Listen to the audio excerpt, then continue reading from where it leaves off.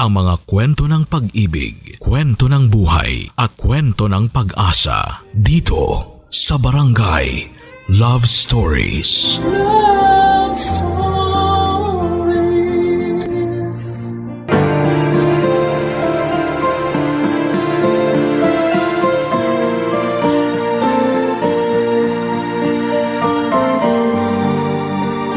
Hindi masamang maghangad ng mga bagay na ikakaginhawa ng ating pamilya. Pero minsan sa dami ng pinagkakaabalahan, hindi natin namamalayan na ang oras na para sana sa kanila'y kinukulang na pala.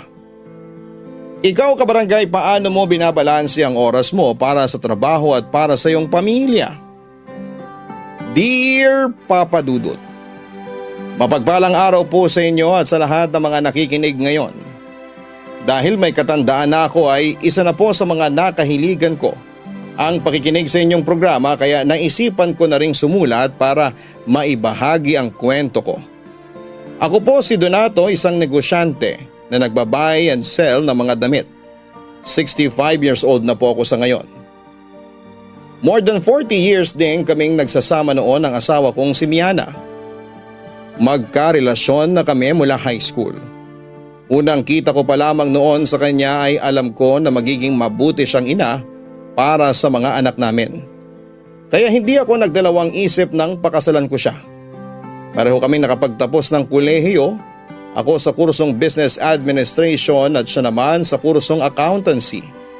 Pero sa aming dalawa ay siya lamang ang nagkalisensya nang makapasa siya sa licensure examination for CPA. Bukod kasi sa wala namang board exam ang kursong tinapos ko, ay mas pinili ko na pasukin na kaagad ang pagnenegosyo. Paiba-iba ang naging negosyo ko noon. Nagkaroon ako ng bigasa noong una. Yung sumunod naman ay namasada ako ng sarili kong tricycle. Pero para hindi maubos ang oras ko ay kumuha na lamang ako ng magbaboundary nito at itinoon ko ang atensyon ko sa iba pang mga negosyo. Hanggang sa mapasok ako sa isang pyramid scheme na naging dahilan ng pagkawala ng bigasan at tricycle ko. Nadamay pa roon ang pera naming mag-asawa. Sa kabila ng pagkabigo ay nagsimula ulit ako. Sa pagkakataong yun ay nagkaroon naman ako ng sari-sari store at nagbenta ng kung ano-anong produkto. Nakabili ako ng kotse ko at ginawa kong taxi yun. Pero natigil ang pagpasada ng taxi ko nung magkaroon ng crisis sa gasolina. Kaya naman tinuong ko na lamang ang oras ko sa pagbabuy and sell ng mga damit. At doon na nga lumago ang negosyo naming mag-asawa. Sa kabila ng pagod at hirap namin noon ay may pagmamalaki ko naman na lahat ng anak namin ay nakapagtapos ng pag-aaral. Masaya naman ang buhay namin, nakaranas kami ng hirap pero nakaraos din. Nagsimula kami sa pangungupahan sa isang maliit na apartment hanggang sa makabili na ng sariling bahay at ilang sasakyan. Subalit sadya nga talaga na hindi lang puro saya sa buhay ng tao, Papa Dudut.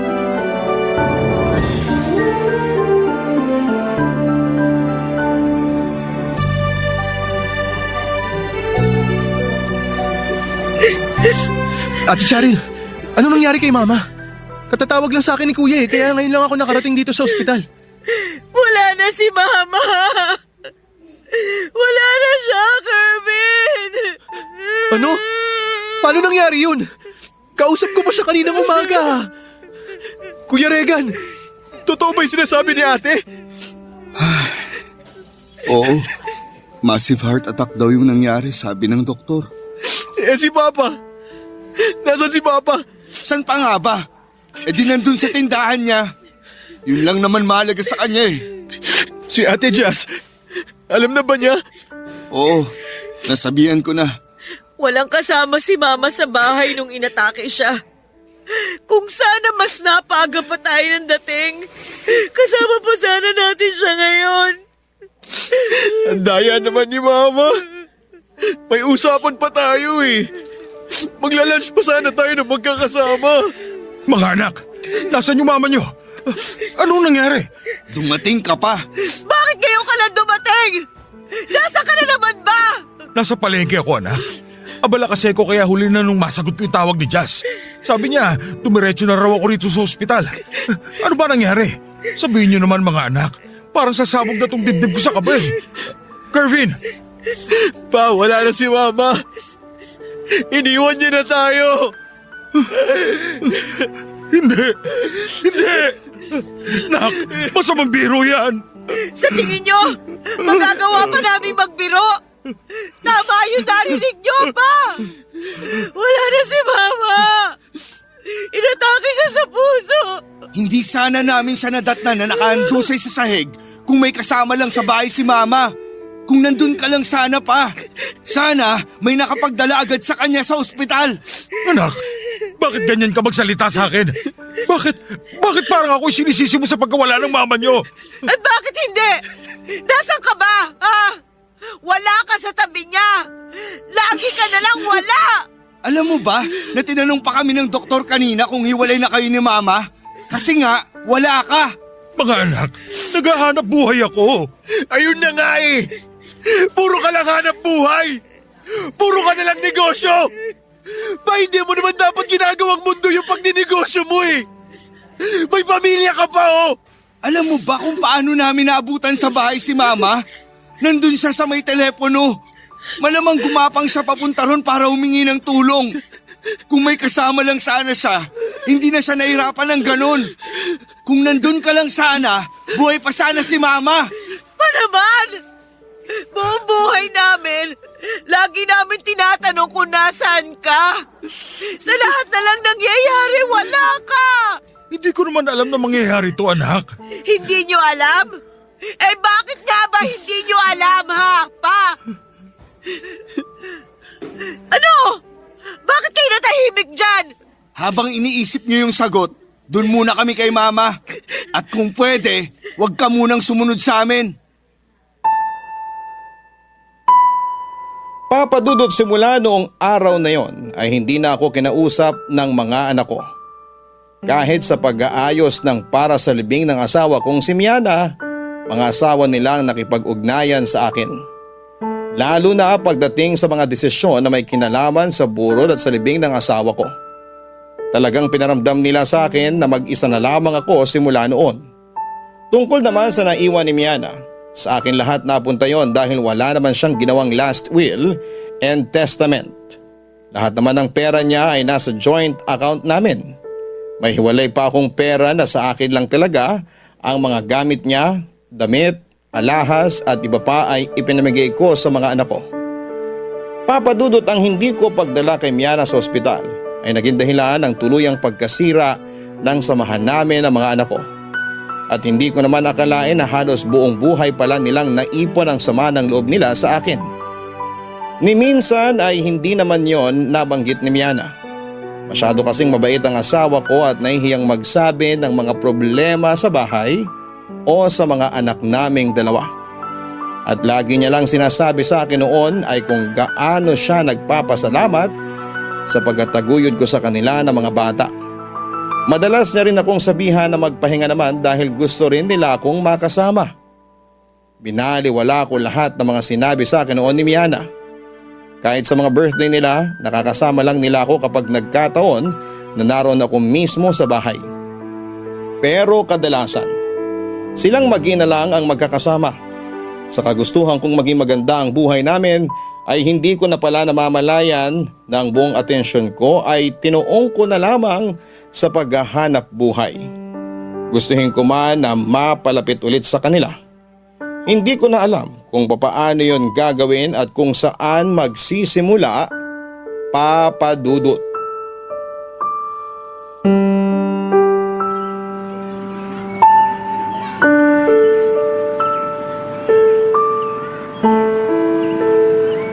Nak, pwede ba tayo mag-usap?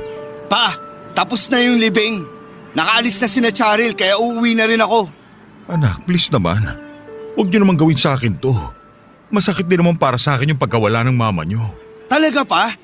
May pakiramdam ka pa pala? Kala ko kasi pati puso mo gawa na sa pera. Yung perang ikinagagalit mo, yun ang bumuhay sa inyo magkakapatid, anak. Pa, pwede ba? Huwag nyo nang ipilit na parang pera lang yung mahalaga sa isang pamilya. na pera lang yung kailangan naming lahat, pati ni Mama. Nagkasundo kami ng mama niyo noon na siya'y may iwan sa bahay at ako nang bahala sa mga gastusin. Kaya siya yung lagi niyo nakakasama at ako yung palaging wala. Pero hindi ibig sabihin nun na mawawala na kayo ng pakialam sa amin. Lagi kayong wala. Sa lahat ng graduation namin, si Mama lang yung nakakarating. Sa lahat ng celebration, siya lang yung kasama namin. Hindi niyo man ako nakakasama. Sinisiguro ko naman ang lahat ng kailangan niyo naibibigay ko. Sa akin ang gagaling yung mga ginagamit niyo sa celebration niyo. So ano? Sa lahat ng naging pagkukulang mo, pera na lang yung itatapat mo? Kung naiintindihan niyo lang siguro kung gaano kayo kaswerte, hindi niyo maiisip yan. Hindi niyo mamasamain yung pagkawala ko sa mga importanteng araw kasi ako'y naghahanap buhay para sa ating lahat. Maswerte? Paano kami naging maswerte nawala na nga kami ng nanay dahil sa'yo? Hindi ko kasalanan kung bakit namatay si Miana. Walang may gusto sa nangyari. Kung nangungulila kayo sa kanya, ako rin. Kasi asawa ko siya. Huwag nga kayong magpatawa. Anak, pakiusap naman. Intindihin niyo rin ako. Intindihin? Sige nga. Paano ka namin iintindihin kung malinaw na malinaw sa amin yung mga naging pagkukulang mo? Sige na, nagkulang na ako sa inyo. Pero sana naman, bigyan niyo rin ako ng pagkakataong bumawi. Ako na lang yung magulang na meron kayo. Kailangan niyo ng isang ama na… Tama, kailangan namin ng isang ama. Pero hindi ikaw yung ama na kailangan namin. Ang sakit mo naman magsalita. Tatay ka na rin, Regan. Kaya dapat, ikaw yung unang makakaintindi sa nararamdaman ko ngayon. Tama kayo. Tatay na nga ako. Pero magkaiba tayo. Kahit kailan, hindi ko maiintindihan yung sinasabi nyo na maswerte kami. Kay Mama siguro oo, maswerte kami. Pero sa'yo, malaking biro yun. Maiintindihan mo rin ako, anak. Sana nga, para hindi nagngingit-ngit yung kalooban ko tuwing nakikita ko kayo. Sige na, anak. Baka hinahanap ka na ng pamilya mo. Pakisabi na lang sa mga kapatid mo na sana mapagbigyan nila ako na makausap po sila. Huwag na kayong umasa kasi sigurado ako na hindi naman sila interesado. Sige, kung ayaw mo sabihin sa kanila, ako na lang ang magsasabi. Alam nyo, gawin nyo na lang. Mas kapanipaniwala pa yun. Pero kapag nakaharap nyo na yung mga kapatid ko, huwag kayong umasa na sasalubungin nila kayo ng mainit na yakap. Papadudot, may mga detalye na hindi ko nasabi noong una. Masaya naman ako sa pamilya namin. Pero minsan o mas tamang sabihin na madalas, pakiramdam ko ay hindi sila masaya na ako ang tatay nila. Lagi kasi akong wala sa bahay. Noong kinasal kami ni Miana, sinabi ko sa kanya na siya na talaga ang bahala sa mga bata. Wala akong gagawin para sikasuhin sila sa anumang paraan. Ang katwiran ko kasi noon, siya ang ina kaya tungkulin niya yon. Ang sa akin naman ay ang sustentuhan sila. Kaya naman napilitan siya noon na huminto muna sa pagtatrabaho bilang accountant. Nangihinayang siya sa propesyon niyang yon lalo na't marami siyang pinagdaanan bago nakarating doon. Pero mas naging matimbang sa kanya ang mga anak namin. Tinutukan niya ang pagpapalaki sa mga bata. Mas naging abala naman ako sa pagninegosyo at tuwing umuuwi ako sa bahay, halos magkulong na lamang ako sa kwarto. Kahit magkakasama kami sa isang bubong habang lumalaki ang mga bata, halos hindi rin nila ako nakikita. Bumili ako ng sarili kong TV at maliit na refrigerator para sa mga inumin ko. Lahat yun ay nasa kwarto ko na nakahiwalay pa sa kwarto namin ni Miana. Kaya naman naiintindihan ko kung bakit makananay ang mga anak ko. May tatay sila nakasama pero hindi naman nila maramdaman. Kumbagay para lang akong ATM na naglalabas ng pera pag nagwi-withdraw sila. Siguro nga'y mahirap akong intindihin. Pero lahat naman ang ginagawa ko ay para din sa pamilya ko. Pero sa mga narinig ko mula sa mga anak ko, naisip ko rin na sana nga ay naging balanse ako. Na sana'y naibigay ko rin yung oras na kailangan nila at yung kalinga ng isang magulang. Kaya nang mawala si Miana ay naging napakalaking dagok noon para sa aming lahat. Para kaming napilayan. May alta presyon kasi si Miana at nasa lahi nila yon. Hindi rin kami regular na nagpapa-check up kaya hindi namin namalayan na nanganganib na pala ang puso niya. Biglaan yung nangyari sa kanya at wala na kaming pagkakataon para ihanda ang mga sarili namin Kaya naiintindihan ko rin kung bakit masyadong mataas ang emosyon ng mga anak ko, Papa Dudut. Barangay Love Stories. Barangay Love Stories. Papa Dudut, pagkatapos ng naging pag-uusap namin ni Regan, 1 taon din kaming hindi nag-usap ng mga anak ko. Hanggang sa magdesisyon na akong kausapin sila isa-isa. Una ko naisip na kausapin si Kervin at nakailang tawag ako sa asawa niya para makiusap na sabihin sa kanya yung plano ko. Pumayag naman ang anak ko na makipagkita sa akin. Siyang inuna kong kausapin dahil nasabi sa akin noon ni Miana na siya yung nakakuha ng ugali ko. Madiskarte rin siya, ang kaso ay wala siyang interes sa pagninegosyo. Hindi niya rin natapos ang kursong kinuha niya noong college. Pero para mas mabilis magkaroon ng trabaho ay nag-apply siya sa call center. At noong panahong yon, may 2 na rin siyang anak. Masasabi ko na naging malapit naman kami ni Kervin, Papa Dudut. Noong bata pa kasi siya ay madalas din kaming magkasama dahil mahilig siyang bumuntot sa akin sa Tiangge. Pero hindi rin yon nagtatagal. Pagdating kasi doon ay gagala-gala lamang siya sa mga ibang tindahan na may mga laruang robot, kotse at kung ano-ano pang mga tinda. Binibigyan ko siya ng pera para bilhin ang gusto niya at nagkikita naman kami kapag pauwi na. Kahit sa pagkain ay hindi na niya ako sinasabayan sa Tiangge. Mawawala na lamang siyang bigla at susulpot kapag nagliligpit na ako habang bitbit niya ang mga damit o mga laruang nabili niya.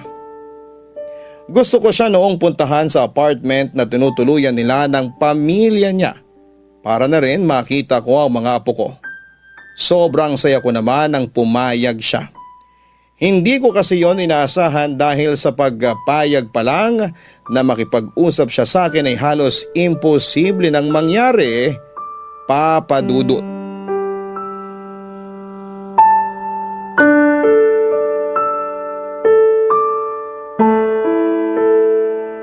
Nak, salamat ha. Pumayag ka na pumunta ako rito sa apartment nyo. Asawa ko may gusto nito. Kung hindi dahil sa kanya, hindi rin naman ako papayag na mag-usap tayo. Kinumbinsi niya lang ako. Bakit naman kailangan ka pang kumbinsihin, anak? Paseryoso ba kayo? Tinatanong niyo talaga yan? O siya, sige na. Alam ko namang hindi nyo pa rin ako napapatawad sa pagkamatay ng mama nyo. Buti naman alam mo. Pero anak, tatay mo pa rin ako. Kahit na gusto mong kalimutan yun at ibaon sa nakaraan mo, hindi mo maitatanggi yung katotohanan na ako pa rin Pa, yung… kung pumunta lang kayo rito para sa drama na yan, makakaalis na kayo. Hindi ko na kasi alam kung paano ko pa kayo kakausapin. Lahat na lang nang sabihin ko hindi nyo gusto. Lahat na lang kinagagalit nyo. Kaya mas maganda siguro kung pag-usapan na lang natin yun. Huwag naman sana yung ganito, na parang gusto nyo na lang ako kalimutan. Yung nga yung masakit pa eh. Akala mo kami yung nakalimot sa'yo. Pero yung totoo, kami yung kinalimutan mo. Nakalimutan ko kayo? Paano nyo nasasabi yan kung halos buong buhay ko nagtatrabaho ko para masustentuhan kayo? Sige nga, sabihin mo nga sa akin kung kanino nanggagaling yung pinagtutuition nyo? Yun na nga eh. Akala nyo kasi pera lang yung kailangan para maging tatay. Yung sinasabi mo na halos buong buhay mo nagtrabaho ka para sa amin, choice mo naman na ubusin yung oras mo sa trabaho mo eh. Pwede ka naman magpahinga kahit sandali. At pwede ka maglaan ng kahit na konting oras para sa amin. Pero ano? Ginawa mo ba? Nasasabi mo yan kasi wala ka sa posisyon ko noon, Kervin. Hindi na kailangan na mailagay ako sa posisyon mo para ipamukha sa'yo yung naging pagkukulang mo sa amin. Lalo na yung mga pagkukulang mo kay mama. Mas mabuti pa nga kung sa ibang bahay ka na lang umuuwi noon eh. Mas madali sana para sa amin na isipin kung bakit wala ka. Kung pwede ko lang hatiin yung katawan ko noon, ginawa ko na para lang mapagsabay Walang ko. kailangang hatiin pa. Kasi may oras ka naman talaga eh. Pero mas ginusto mong magkulong sa kwarto nyo. Mas ginusto mo na mahiwalay sa amin. Nakakatawa ka nga eh. Kasi yung mismong kwarto nyo ni mama, may nakabukod pang kwarto. At doon mo lagi inuubos yung oras mo. Imagine, yung tatay namin, hindi kasama ng nanay namin sa iisang kwarto. At halos doon na tumira sa kwarto-kwartuhan niya. Patandaan mo, ikaw yung naglayo ng sarili mo sa amin. Lagi kasi akong pagod. At gusto ko lang makapagpahinga kaya nandun ako sa kwartong yun. Bakit? Nakakapagod ba kaming makita? Nakakapagod ba yung gusto ka lang namin makasabay kumain? Wala naman kaming ipapagawa o kaya hihingiin sa'yo eh. Yung makasama ka lang, Sobrang saya na sana eh. Hindi naman niya sinasabi sa akin ng mama niyo. Ano ba namang katwiran yan, pa? Kailangan pa bang sabihin sa'yo ni mama kung paano magpakatatay? Lahat ba kailangan idikta sa'yo para may gawin ka? Anak, kung may babalik ko lang sana yung panahon... Kung may babalik man, sana yung panahon na lang na hindi mo pa kami anak. Nak, sobra naman yata yan. Ah, talaga? Sobra ba? Kasi sobrang sakit din yung nararamdaman ko pag nakikita kita eh. Alam mo ba kung anong pumapasok sa isip ko kapag naririnig ko yung boses mo? Anak naman. Naiisip ko kung paano namatay si mama nang nag-iisa. Sa sahig pa! Sa sahig! Yung negosyo mo na lagi mong idinadahilan? Pwede ka namang kumuha ng taong magbabantay niyan eh. Hindi mo naman siguro ikalulugi yung pagkuha ng kahit na isang empleyado lang. Pero wala eh. Pinili mo na puro negosyo ang asikasuhin mo. Kaya wala na tayong dapat pag-usapan pa. Umalis ka na. Bago pa tuluyang mawala yung katiting na respeto na itinira ko para sa'yo. Papa Dudut, hindi ako kaagad nakagalaw sa sinabing yon ng anak ko. Parang may mabigat na nakadagan sa mga hita ko habang nakaupo. Ilang beses pang sinabi ni Kervin na umalis na ako pero parang wala akong naririnig ng mga sandaling yon. Sinubukan kong ipaalala sa bunso ko yung mga naging bonding namin noon at kung paano ko siya napapasaya. Pero sinabi niya na hindi na siya bata na kaya pang suhulan. Naisip ko na lamang noon na sana'y pareho na lamang kami ng asawa ko na inatake at sabay na nawala. Ang hirap palang maiwan, ang hirap pala kapag napagbuntunan ka ng sisi sa isang bagay na hindi mo naman sinadyang mangyari. Sa nangyari noon sa pag-uusap namin ni Kervin, parang ayaw ko nang ituloy ang pakikipag-usap sa iba ko pang mga anak. Kung sa bunso pa lang namin ay masyado nang masasakit yung naririnig ko. Hindi ko alam kung ano pa yung susunod. Pero sa kabila ng pag-aalinlangan ko ay tinuloy ko pa rin ang pakikipagkita sa anak kong si Charil. Sabay ko sana silang kakausapin ni Jazz. Pero nagkataon namang may importante itong lakad noong araw na yon. Hindi naman pwedeng ipagpaliban yung pakikipagkita ko sa kanila dahil sigurado ako na hindi papayag si Charil na marisked yon. Kaya naman kahit wala yung isa kong anak ay tumuloy pa rin ako, Papa Dudut.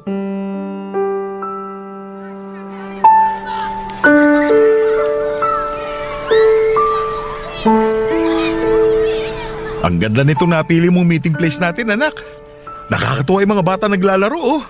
Parang kayo lang no mga bata pa kayo. Charil, anak, magsalita ka naman. Ano ho bang pag-uusapan natin? Sabihin nyo na kagad para matapos na po ito.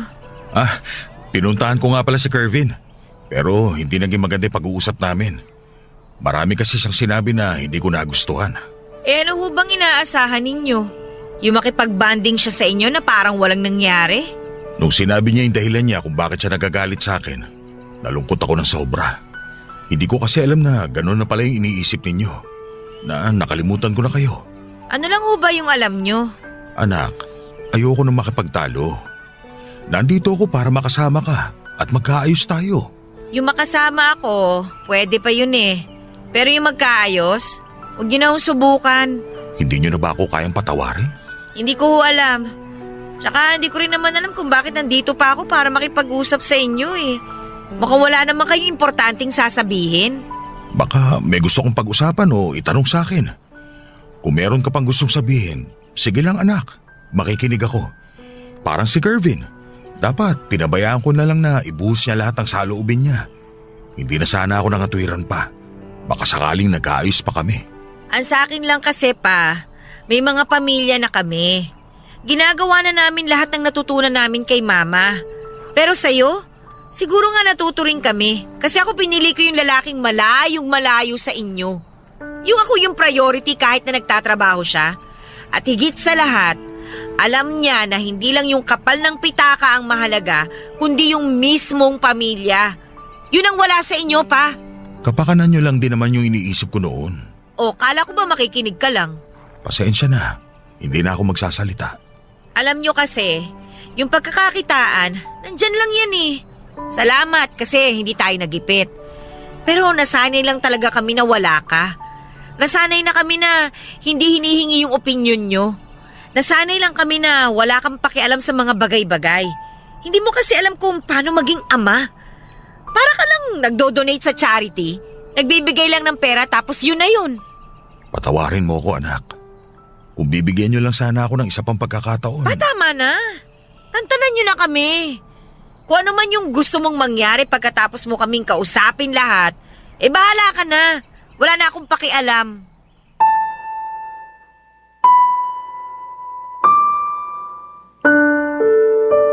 Papadudot, tuyong-tuyo na ang mga mata ko sa kakaiyak. Tuwing gabi kapag naiisip at binabalikan ko yung mga sinabi sa akin ng mga anak ko. Hindi ko alam kung bakit gano'n na lamang kahirap para sa kanila ang patawarin ako. Kahit ano namang paliwanag ang gawin ko ay sarado pa rin ang isipan nila. Wala sa kanila ang gustong makinig sa akin sa pinaparamdam nila noon. Parang napakamalas nila na ako ang naging tatay nila. At wala akong nagawang mabuti para sa kanila mula pagkabata. Sa totoo lang, Papadudot, ay napakaraming batang nagugutom. May mga pumapasok pa na walang maayos na gamit sa eskwela. Meron ding walang pamilya at palaboy-laboy na lamang sa kalsada habang naghihintay ng magpapalimos sa kanila. Pero sila kahit minsan ay hindi nawalan ng makakain sa hapagkainan. Almusal, tanghalian at hapunan. Hindi sila nakaranas na magutom. Hindi sila nakaranas na maputulan ng kuryente at tubig. Hindi rin sila nagkulang sa pambayad sa eskwela. Hindi ko rin sila tinipid sa mga baon nila. Pero dahil sa pagkamatay ng mama nila na pilit nilang isinisisi sa akin, para akong isang pulubi na nanlilimos ng atensyon at pagkilala mula sa kanila. Kahit yata lumuhod ako at magmakaawa ay hindi pa rin lalambot ang puso nila sa akin. Ni minsan ay hindi ko pinagtaksilan o pinagbuhatan ng kamay si Miana. May pagkakataong tumataas ang boses ko pero hanggang doon lang yon. Kahit may pagkukulang ako, balik-balik ta rin man ang mundo, ay naging mabuting ama pa rin ako sa mga anak ko. Kaya sa pagkakataong yon ay sumuko na ako. Ilang taon mula nang pumanaw si Miana, buhay na buhay pa rin siya para sa kanila at ako naman. Buhay pa pero pilit na nilang ibinabaon sa limot at tila pinapatay sa kanilang mga ala-ala, Papadudot. Barangay Love Stories. Barangay Love Stories. Ilang buwan pagkatapos naming mag-usap ni Kervin at Charil, nagkaroon ako ng kinakasama, Papadudot. Nakaramdam kasi ako noon ng pangulila dahil matagal-tagal na rin akong namumuhay ng mag-isa. Pakiramdam ko ay kailangan ko na ng taong masasandalan at mapagsasabihan ng mga bagay tungkol sa mga anak ko. Tawagin niyo na lamang po siya sa pangalang Neri. Mas bata siya kesa sa bunso kong si Kervin. At siya nga rin po pala ang tumulong sa akin para makasulat sa inyo. May anak siya sa pagkadalaga at dahil sigurado na ako sa kanya, ay nagsama na agad kami. Nagplano na rin ako na i-adopt legally ang anak niya dahil matagal na raw na hindi nahahagilap ang ama ng bata. Lalo pang sumiglang negosyo ko. Hindi na ako nakipag-ugnayan sa mga anak ko dahil ayaw ko nang masaktan ng paulit-ulit. Ibinigay ko na lamang sa kanila yung hinihiling nila na tantanan silang magkakapatid para wala ng gulo. Itinatak ko na lamang sa isipan ko na kung ayaw nila sa akin ay hindi ko na ipipilit pa ang sarili ko bilang ama nila. Ilang beses ko pa kasing sinubukan noon na humingi ng tawad pero nagawa nila akong ipagtabuyan na parang isang tao na may malalang sakit na takot silang mahawa. Kaya naman nagulat na lamang ako nang may matanggap akong mensahe mula kay Regan na humihingi ng pagkakataong magkita kami at mag-usap. Hindi ko alam kung anong gagawin ko noon. Sa lahat kasi ng mga anak ko ay siya yung pinakamatapang kaya inaasahan ko rin na siya rin yung pinakamasakit magsalita. Kahit biro lang ay may pagkabrutal pa rin siya. Laging may laman ang sinasabi niya, seryoso man o nagpapatawa. Naganap ang pagkikita namin sa bahay kung saan sila lumaking magkakapatid. Doon pa rin ako nakatira pero kasama ko naroon si Neri at ang anak niya. Akala ko noon ay si Regan lang ang darating. Pero nagulat ako nang isama niya ang dalawa pa niyang kapatid, Papa Dudut.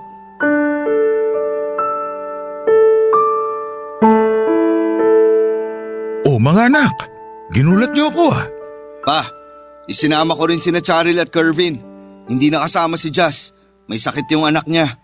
Walang problema. Mas kailangan si Jazz ng apo ko. Kumusta kayo? Ayos naman ako rito. Pa, medyo nagtataka lang ako. Bakit naman? Kasi lahat sila pinuntahan mo para makausap. Hindi ko rin naman nakausap si Jazz. Nabanggit nga niya pero yung punto ko kasi, bakit hindi mo ako kinausap? Ako yung panganay mo, di ba? Ano ba talagang ipinunta niyo rito? Nandito ba kayo para sumbatan ako? At ipamukha ulit sa akin kung gaano ko kawalang kwentang ama?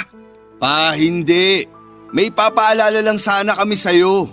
Mukhang nakalimutan mo na kasi. Pero sa bagay, nagkakaedad ka na rin naman kaya naiintindihan ka namin.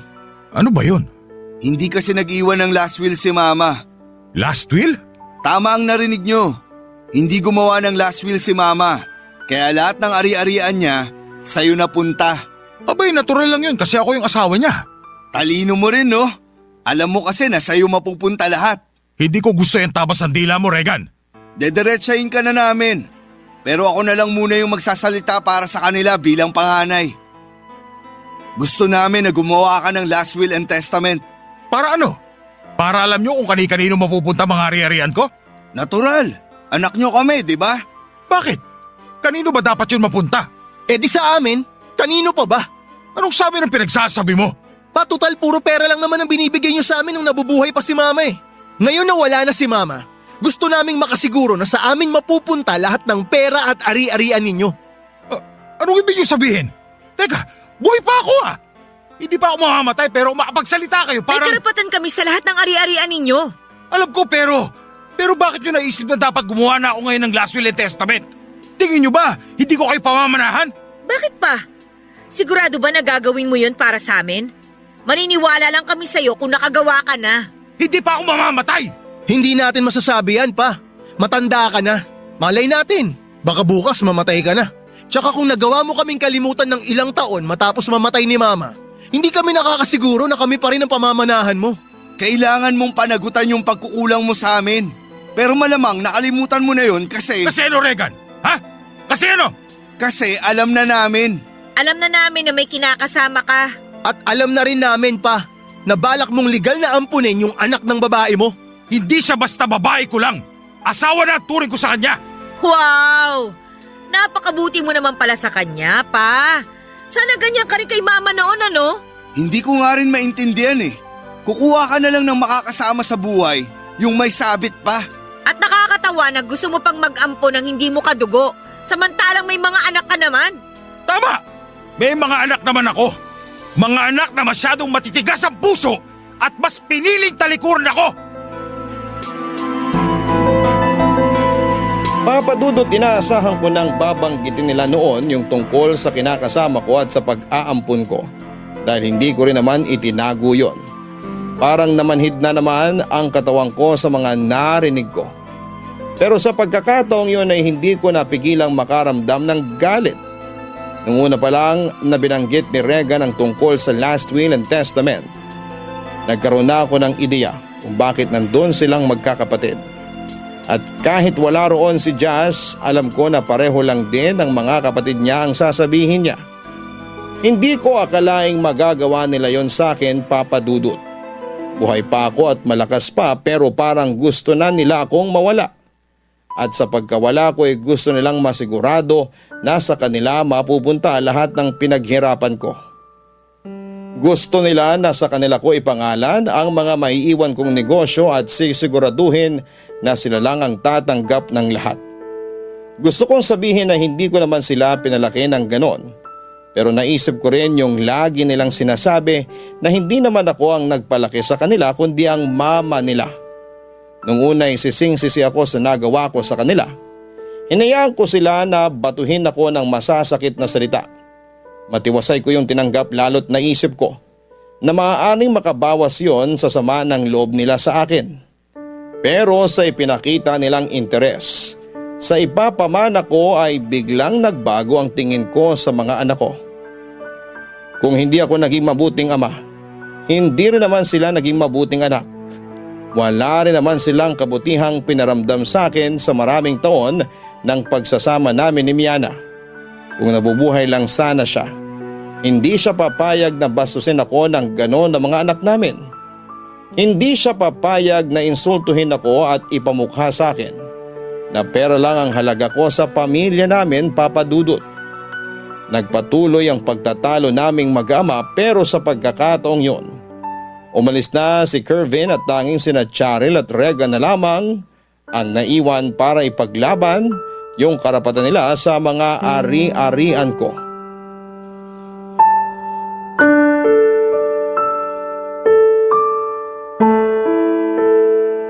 Mga anak, ilang beses ako humingi ng tawad sa inyo. Ilang beses ko sinubukang makipag-ayos, pero palagi niyo ako'y pinagtatabuyan. Kasi hindi namin nararamdaman yung sinseridad nyo. Bakit ba kayo ganyan sa akin? Napakatigas ng puso nyo. Kung itrato nyo ako, talo ko pang isang kriminal. Hindi ako yung pumatay sa mama nyo, pero sa ginagawa nyo, talo ko pa inahatulan ng habang buhay na pagkakabilanggo. Lumayo kayo sa akin at ginusto nyo nakalimutan na lang ako. Tapos ngayon, babalik kayo rito para ipamukha sa akin na may karapatan kayo sa pera ko. Totoo naman ah. May karapatan kami sa pera nyo. Lagi niyong dinadahilan yung paghahanap buhay nyo kapag wala kayo, di ba? Kaya utang na loob nyo sa amin na nagkaroon ka ng maraming oras para magnegosyo. Ang sasama ng ugali nyo. Pinalaki kayo ni Miana ng maayos, pero ngayon, ganyan yung ipapakita nyo sa akin? Pwes, mas lalo nyo lang pinatutunayan na hindi kayo karapat-dapat pamanahan. At sinong pamamanahan mo? Yung ampon mo at yung palamunin mo rito sa bahay? Bastos ka! Huwag na huwag mong iinsulto yung ganyan sila Neri. Hindi sila tulad yun na pera lang yung habol sa akin. Bakit? Sa tandaan nyo na yan? Akala nyo talaga may magmamahal pa sa inyo ng totoo? Ha! Pa naman! Gumising ka! Mas bata pa kay Kervin yung kinakasama nyo. At pag nawala kayo, maghahanap kagad yun ng kapalit. Tama si Charil. Pa, mahal ka lang nila ngayon kasi may pera ka. Ha! Sige! Ipagpalagay na natin na mahal nila ako dahil lang sa pera ko. Pero ganoon din naman kayo, hindi ba? Ang pagkakaiba nyo na lang, sila, kahit peke, nagmamalasakit sa akin. Samantalang kayo, wala na talagang pakialam. Parang patay na nga ako kung ituring ninyo. Kaya malinaw kung sino yung mas karapat dapat kong paboran. At talagang mas gusto nyo pang pamanahan yung sampid lang sa pamilyang to? Ano yun? Pinapamukha mo na mas mahal mo yung pamilya mo ngayon? Hindi ko kailangan magpaliwanag sa inyo. Pinaghirapan ko lahat ang meron ako. Kaya ako magdedesisyon kung paano at kung saan ko gagamitin ang pera ko. Umalis na kayo! Hindi kami aalis dito hanggat hindi kayo pumapayag sa gusto naming mangyari. Kung gusto mong ibigay sa kanila yung pera mo, sige, payag kami. Pero lahat ng negosyong naipundar mo dahil sa kawalan mo ng oras sa amin noon, sa amin dapat mapunta yon. Tama si Kuya. Hindi nila pwedeng kunin yung ipinundar nyo habang lumalaki kami na parang walang ama. Painggan nyo kung paano kayo magsalita. Sa ginagawa nyo ngayon, pare-pareho lang tayo na naging makasarili. Huwag mo kaming igagaya sa'yo. Naibigay ko na lahat ng para sa inyo. Kaya wala na kayong makukuha sa akin, ni isang kusing. Hindi kami papayag. Kukuha kami ng abogado. Kapag wala kayo talagang binigay sa amin pa, parang inamin nyo na rin na kasalanan nyo kung bakit namatay si Mama. O edi sige, kasalanan ko na. Kung makakatulong yun para makatulog kayo ng mahimbing sa gabi, inaako ko na yung pagkamatay ni Miana. Tanggap ko na rin na gusto nyo na ako kalimutan. Pero lilinawin ko lang sa inyo, hindi nyo makukuha yung gusto nyo. Sa ugali nyong yan, wala sa inyong magkakapatid ang dapat kong pamanahan. Wala kahit sino!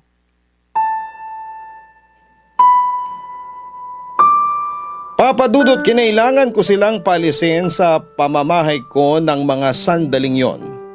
Pakiramdam ko kasi ay ako naman yung aatakihin sa puso dahil sa mga narinig ko mula sa kanila. Sabi nga ng kinakasama kong si Neri, parang yumayanig daw yung bahay sa lakas ng sigawan naming mag-ama. Nandun kasi sila sa kwarto at hindi na nagawa pang lumabas. Yun din naman ang sinabi ko sa kanila dahil ayokong mapagbuntunan sila ng galit ng mga anak ko. Pagkatapos ng sagutan namin yon ay hindi ko inaasahan na tototohanin nga ni Regan ang pagkuha ng abogado. Nakaschedule na rin kami na magkaharap-harap. Hindi ko alam kung ano ang pwedeng mangyari, Papa Dudut. Hindi ko na sila kilala. Kung pwede lang, ako na lang sana yung nawala para hindi na nagkakagulo ang pamilya namin. Gusto ko lang naman na maging buo kami at makabawi sa mga pagkukulang ko. Pero iba ang gusto ng mga anak ko. Papa Dudut, gusto ko pa sanang hingin ang payo ng mga nakikinig ngayon kung ano nga ba ang dapat kong gawin. Pakiramdam ko po kasi ay malapit na akong masiraan ng bait sa problemang nararanasan ko sa pamilya namin. Hanggang dito na lamang po ang kwento ko, Papa Dudut.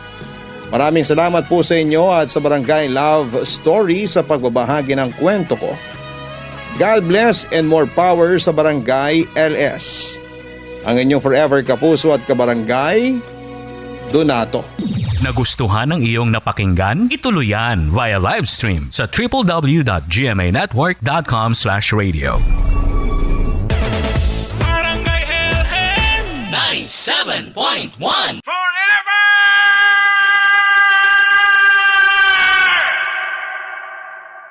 Barangay Love Stories. Love Stories. May mga pangarap tayo sa relasyon na hinihiling natin na balang araw ay mabigyan ng katuparan. Yung mga pangarap na alam nating makapagbibigay ng kasiyahan sa atin. Ikaw, kapuso. Ano ba ang pangarap mo sa relasyon na meron ka ngayon?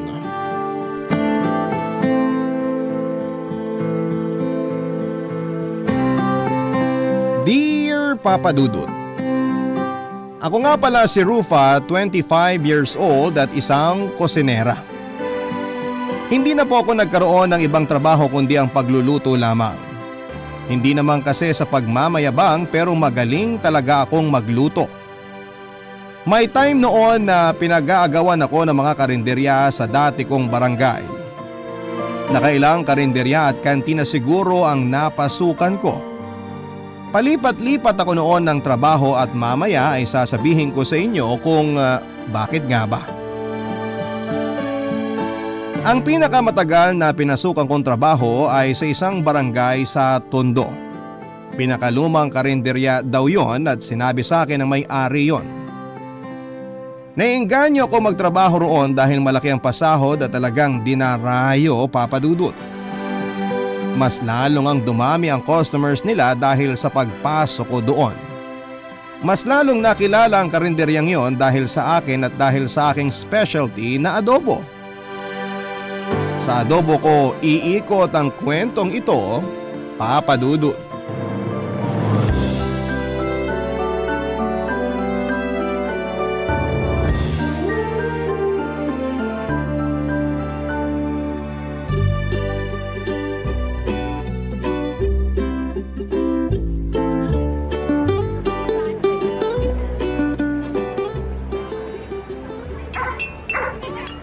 Hoy, Matt! Huminga ka naman! Tsaka nguhiin mo nga yung kinakain mo. Grabe, Rufa. Ang sarap talaga nitong adobo mo. Huminga ka nga sabi eh. Uminom ka ng tubig. Baka mamaya mabinlaukan ka sa karne.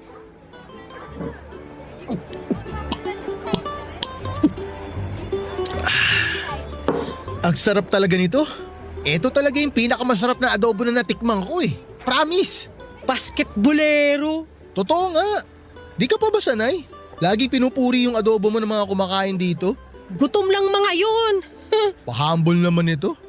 Parang di mo alam na masarap adobo mo ah. Alam ko namang masarap. Sa lahat ng mga pinasukan kong karinderya, dito lang yung 3 beses magluto ng adobo kasi laging nauubos. Thank you, Matt. Ano ba sikreto ng adobo mo? Ayoko nang sabihin, baka gayahin mo. Anong gayahin? Parang hindi mo naman nakikita na hindi ako nagluluto dito. Wala akong tiyaga magluto. Tsaka nag-promise ako sa sarili ko na tsaka lang ako magluluto kapag na-in love na ako.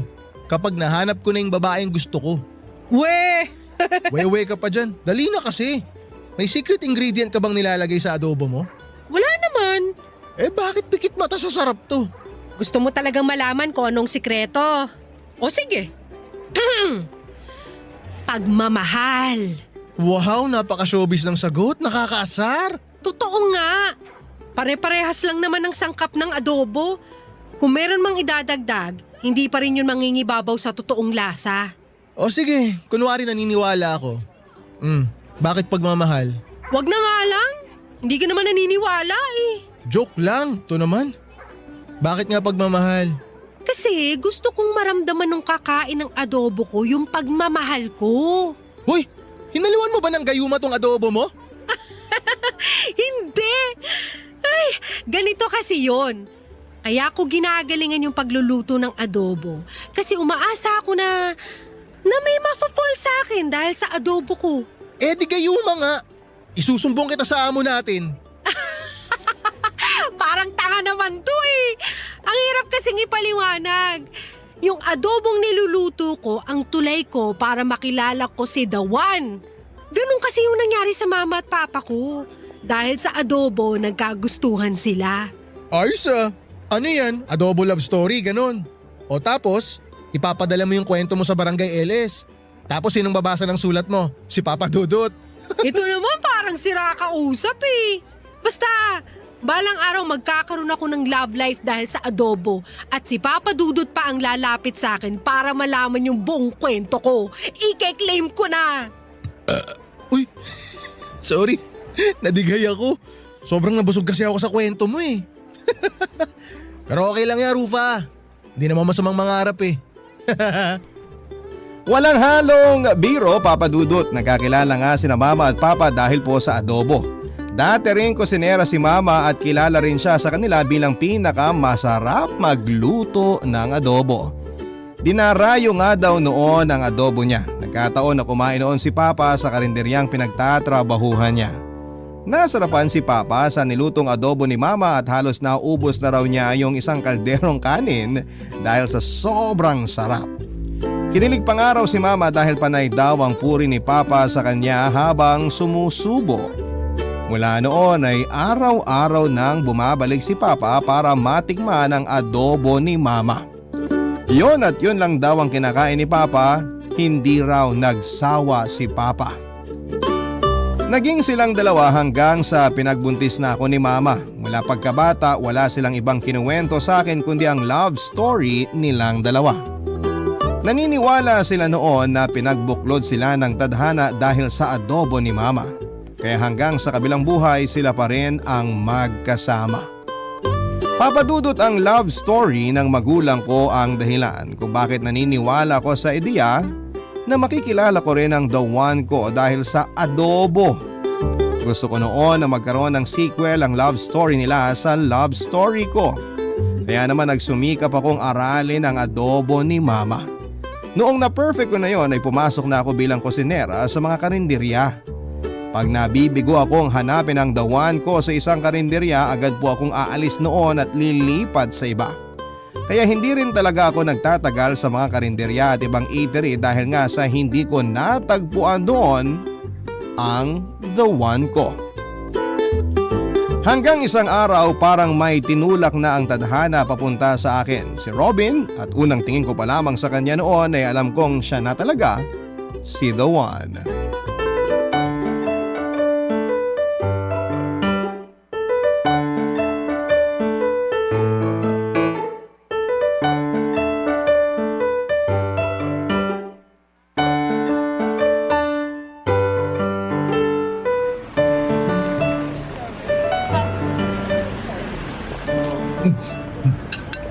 Extra rice pa, sir? Paano mo nalaman? Hula ko lang naman. Umorder ka kasi ulit ng adobo eh.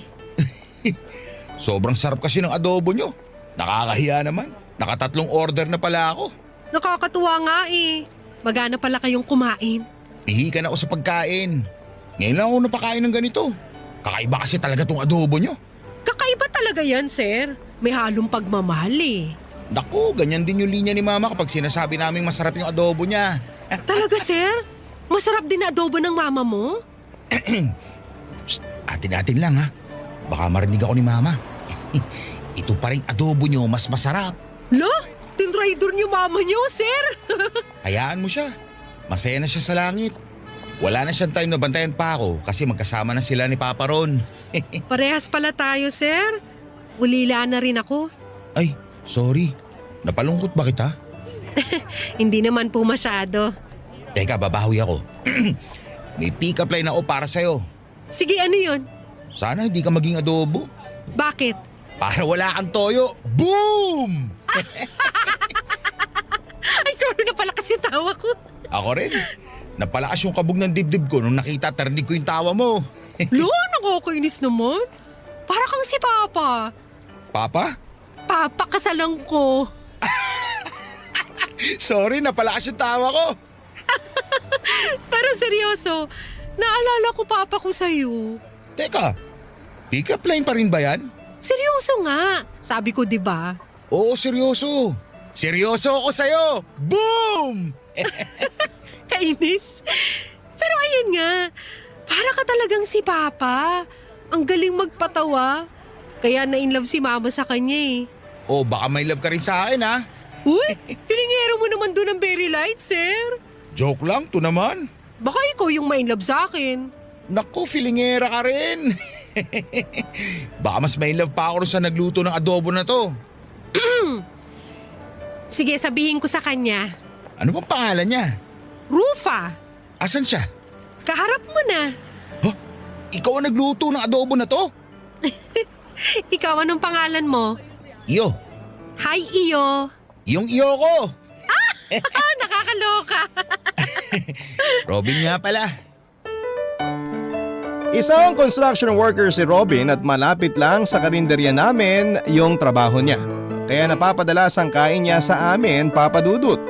Doon na tuloy kami nagkakilala. Nalaman ko na wala siyang girlfriend at isang beses pa lamang siyang nagkaroon ng karelasyon. Hindi na ulit siya nagtry manligaw dahil na-trauma raw siya.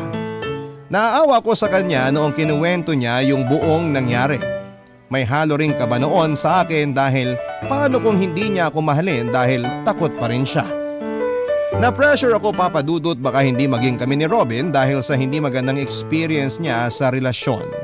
Wala pa naman akong kaalam-alam sa mga relasyon dahil never naman akong nagkaroon ng boyfriend. Gusto ko kasi noon kung sino ang unang boyfriend ko siya na rin ang last, parang sila Mama at Papa. Una at huli nila ang isa't isa. Kaya naman ginalingan ko ang pagluluto ng adobo at kumapit ako noon sa adobo para makuha ang puso ni Robin. Dinalasan ko pa nga ang pagluluto ng adobo para mas mapadaling ma-inlove sa akin si Robin. Barangay Love Stories. Barangay Love Stories. Nalaman ko na rin kung saan siya nakatira. Kaya sa mga araw na hindi siya nakakadaan sa karinderya, ako na mismo ang naghahatid ng kanin at adobo sa kanya. Ini-effortan ko talaga si Robin dahil gusto ko noon na siya na yung makasama ko forever. Now feel ko naman na nagkakagusto na rin si Robin sa akin. Nagre-reply na nga siya sa mga text ko at nagsisend na rin siya ng mga selfie kapag nasa work siya noon. Kulang na lang talaga kami ng label noon. Hindi ko naman siya minamadali dahil ayoko siyang ma-pressure. Baka kasi layuan niya ako. In-enjoy ko na lamang yung panliligaw ko sa kanya, Papa Dudut, at marami akong naging effort sa kanya na minsan o madalas nakakasira na sa akin. Nahalata yon ng katrabaho kong si Matt.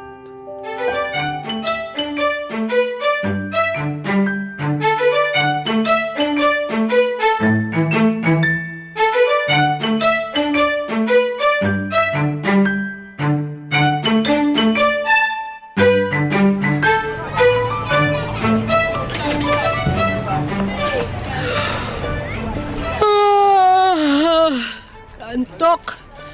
16. May order sa table 16? Buang, wala tayong table 16. 16 kasi 16 times ka nang humihikab. Bakit mo naman kasi kailangan bilangin? Puyat ka ba? Umaga ka na naman nakauwi kahapon ah. Nag-inuman kasi kami ni Robin sa tinutuluyan niya. Yung ba yung lalaki na laging kumakain dito?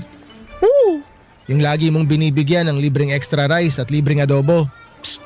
Huwag masyadong malakas yung boses. Marinig ka ng amo natin eh. Alam mo, konti na lang talaga isusumbong na kita eh. Uy, wag naman. Para ka namang di kaibigan. Eh di pautangin mo ako para di ako magsumbong. Wala nga akong pera eh. Naubos na kahapon. Kasasahod mo lang kahapon ah. Ubus na agad. Nilibre ko kasi si Robin ng alak at pulutan. Ikaw ang gumastos? Hindi naman lahat. O ano ang bag niya? Yelo. Naku! Naku ikaw! Bobo mo! Ang lakas ng boses mo. Maririnig ka ng amo natin eh. Ang galing mong magluto pero ang tanga mo in real life. Nakakasakit ka na ah. Masakit talaga ang realidad. Masaya naman ako sa ginagawa ko. Ang tanong hanggang kailan? Nakakapagod yung ginagawa mo ah. Pag nagmamahal ka, hindi ka mapapagod. Sabi nga ng mga tanga, Inggit ka lang kasi wala kang love life. uy, kung ganyan lang din naman ang magiging love life ko, salamat na lang. Ay di wow!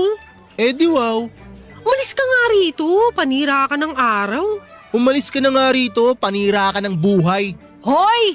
Araw yung sinabi ko, hindi buhay. Eh di wow, ihikab mo na lang yan para maka 17 times ka na. Nainis ako kay Matt pero hindi ko siya masisisi kung gano'n ang mga sinabi niya sa akin.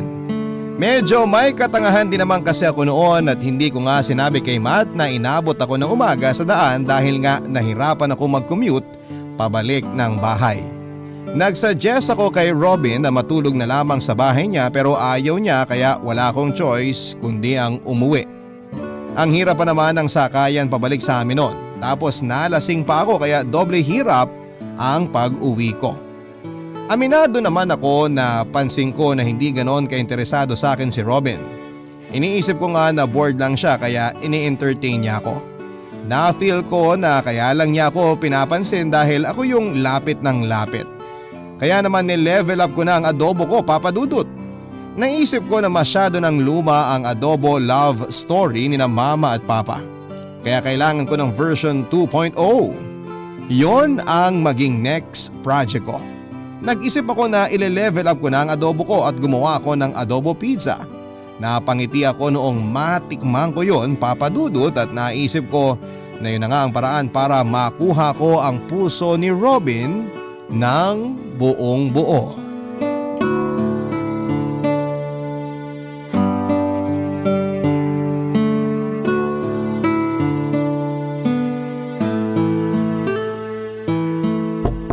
Robin? Bakit ngayon ka lang? Sorry, napa-OT kasi ako sa karinderya. Daming customer.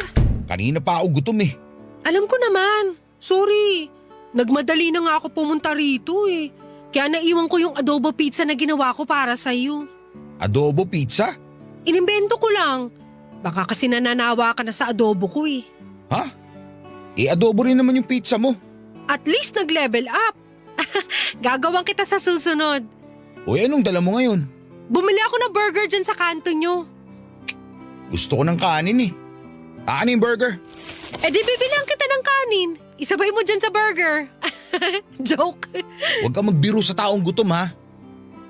Sorry. Nors ka uwi. Kakarating ko lang tapos papauwi mo na ako agad? Tinatanong ko lang kasi maaga ako matutulog. May basketball kami bukas. Ay, hindi naman ako magtatagal. Uuwi rin ako agad kapag wala ka ng ibang kailangan sa akin. Actually, wala na. Ah, okay. Pwedeng makiupo muna saglit? Bakit? Napagod kasi ako kanina sa trabaho tapos nag-commute pa ako papunta rito. Saglit lang naman ako uupo. Hindi ako magpapagabi rito. Okay, mabuti na yung malinaw.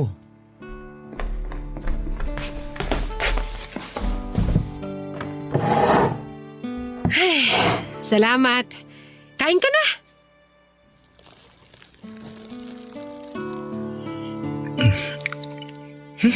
Ang pangit talaga ng lasa ng burger dyan sa kanto namin. Pweh! Lasang swelas sa sapatos. Sorry, hindi ko alam na hindi mo trip yung burger nila ron. Kung bakit naman kasi kinalimutan mo yung pinagyayabang mong adobo pizza eh. Babawi ako sa susunod. Pasensya na. Next time ayusin mo ha. Oo, promise. Robin, Ano yun? pwede ka sa Sunday? Death anniversary kasi ni na mama at papa eh. Baka pwede mo ko samahan sa puntod nila. Bakit ako? Para mapakilala na kita sa kanila. Bakit? Ano ba kita? Di naman tayo ah. Yun nga eh. Ano nga ba tayo, Robin? Ha?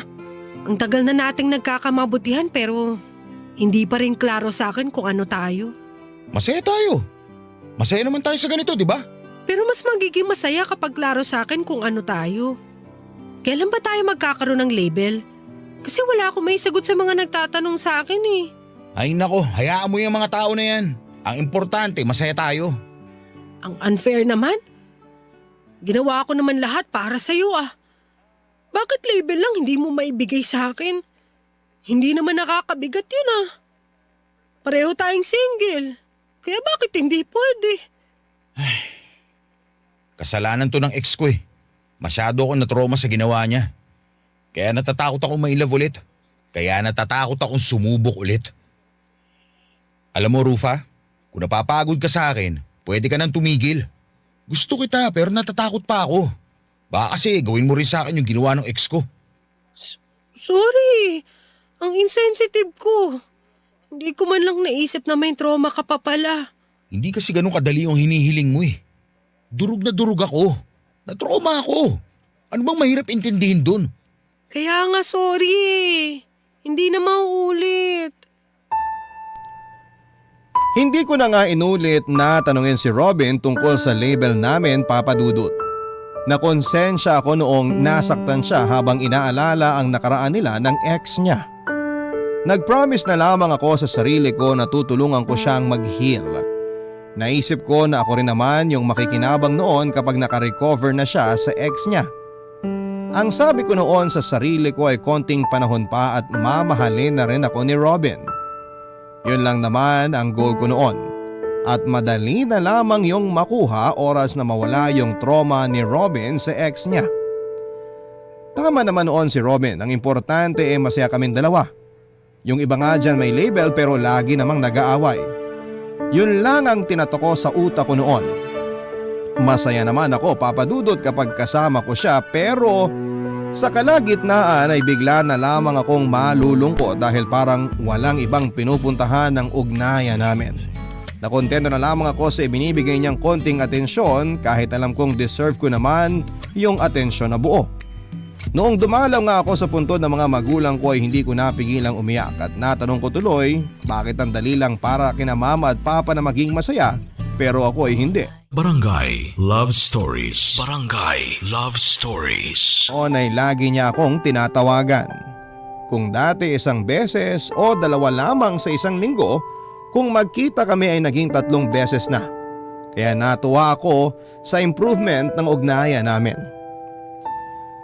Sa susunod naisip ko baka payagan na rin niya akong matulog sa tinutuluyan niya.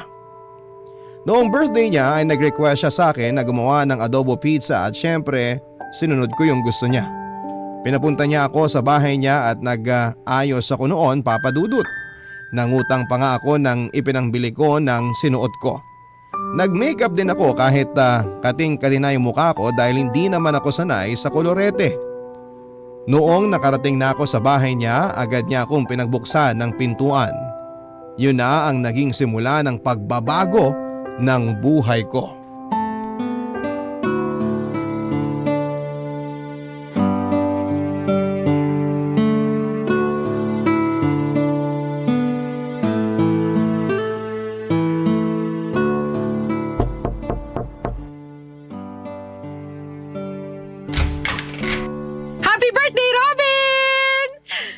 Nakaayos ka ata. Birthday mo eh. Yun nga eh. Ako yung may birthday pero ikaw yung nakaayos. Naisip ko lang kasing paghandaan tong espesyal na araw mo. Yan na ba yung adobo pizza na ginawa mo? Oo, masarap to. Hawakan mo, mainit-init pa. Oh, Salamat. Kailangan pa ba ng hot sauce para rito? hindi na. Okay, good. Pasok ka. May papakilala ako sa'yo. Friends mo? Hindi. Kamag-anak? Hindi rin. Sino? Robin, saan pala isasabit yung... Uy, may bisita ka pala. LJ, may papakilala ako sa'yo. Sino siya? Hi! LJ, Rufa. Rufa, LJ. Hi! Hi. Si Rufa yung ino-orderan ko ng adobo. Oh, ikaw yun? Alam mo ba na yung adobo mo ang pinakamasarap na natikman ko? Dahil nga sa adobo mo na-inlove ako kay Robin. Araw-araw ba naman niya akong dinadala ng adobong galing sa'yo? Ayun, na-fall na ako. Ganun ba? Salamat ha. Nung first monthsary namin, yung adobo mo yung handa namin. Mabuti naman at nagustuhan mo. At adobo mo ang pinaglilihian ko ngayon. Buntis ka? Oo! Kahapon pa ako nagka-crave ng adobo. Binida ni Robin na kaya mo rin daw gumawa ng adobo pizza. Ayun, naglaway na ako. Baka paglabas ng baby namin, kulay adobo na. Rufa, magkano lahat? Wag na! Regalo ko na lang. Regalo ko na lang sa magiging baby nyo. Uy, babayaran ka namin. Gumastos ka dyan Hindi na. Tsaka, birthday naman ni Robin. Nakarami na rin naman siya ng order sa akin dati. Libre ko na yan. Ganun ba? O sige, ganito na lang. Lagi na lang akong o-order ng adobo sa'yo. Ibibida ko rin sa mga katrabaho ko para dumami yung mga customer mo. Salamat. Kunin mo na lang kay Robin yung number ko. Salamat Rufa ha. Salamat sa lahat. Pagkasara ni Robin ang pintuan ay agad akong tumakbo palayo, Papa Dudut. Nanginig ang mga tuhod ko habang naglalakad papunta sa paradahan. Iyak ako noon ng iyak sa loob ng jeep at hindi ko pinansin ang mga taong nakatingin sa akin. Nasaktan ako Nadurog ako sa mga nangyari, Papa Dudut. Ilang beses kong tinanong sa sarili ko kung bakit ako nagsettle kay Robin. Tinext ko siya at humingi ako ng sagot sa ginawa niya sa akin at ang tanging sinabi lang niya, Papa Dudut, kay LJ daw siya tinamaan ng ganon. Kay LJ lang daw niya na feel na ready na siyang mag-commit. Doon ako mas lalong nasaktan. Bakit hindi sa akin? Nawalan ako ng gana sa buhay, naapektuhan ang trabaho ko noon at marami ang nakapansin na pumait na ang adobong luto ko. Sinabi ng boss ko na baka napapasobra daw sa toyo. Kung alam lang niya na dahil yon sa pagiging broken-hearted ko. Lagi na lang ako nakatulala sa trabaho at napansin yun ni Ma at Papa Dudut. Nilapitan niya ako para kumustahin at alam kong mapang-asar si Matt at alam ko noon na gigisahin at sisisihin niya lamang ako sa mga nangyari, pero hindi yon ang ginawa niya, Papa Dudut.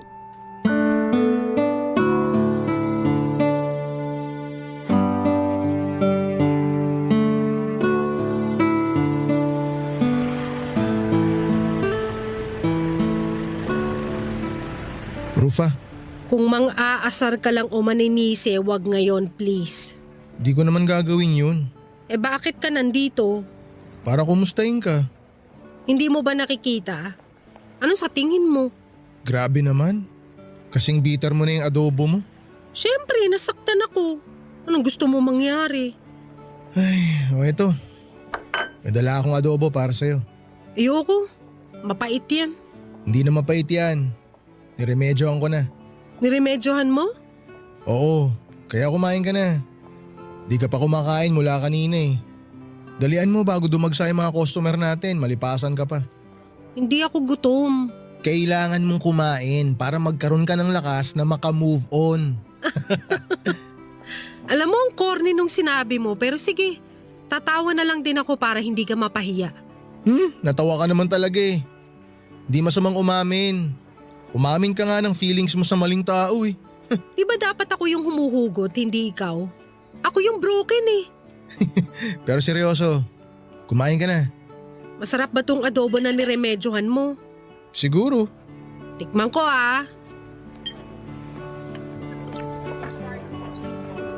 Uy! Ang sarap! Anong ginawa mo rito? Kasi pumapait na yung luto mong adobo. Kesa mapagalitan ka naman ng amo natin, sinubukan ko na lang ayusin. Inisip ko lang yung adobo ng nanay ko habang nire-remedyohan ko yan. Pero pasensya ka na kung hindi katulad nung niremedyo kong adobo yung adobo mo. Uy, grabe naman. Ang sarap nga nito eh. Alam mo, ngayon lang may gumawa ng adobo para sa akin. Kung tutusin, ikaw pa rin naman nagluto niyan.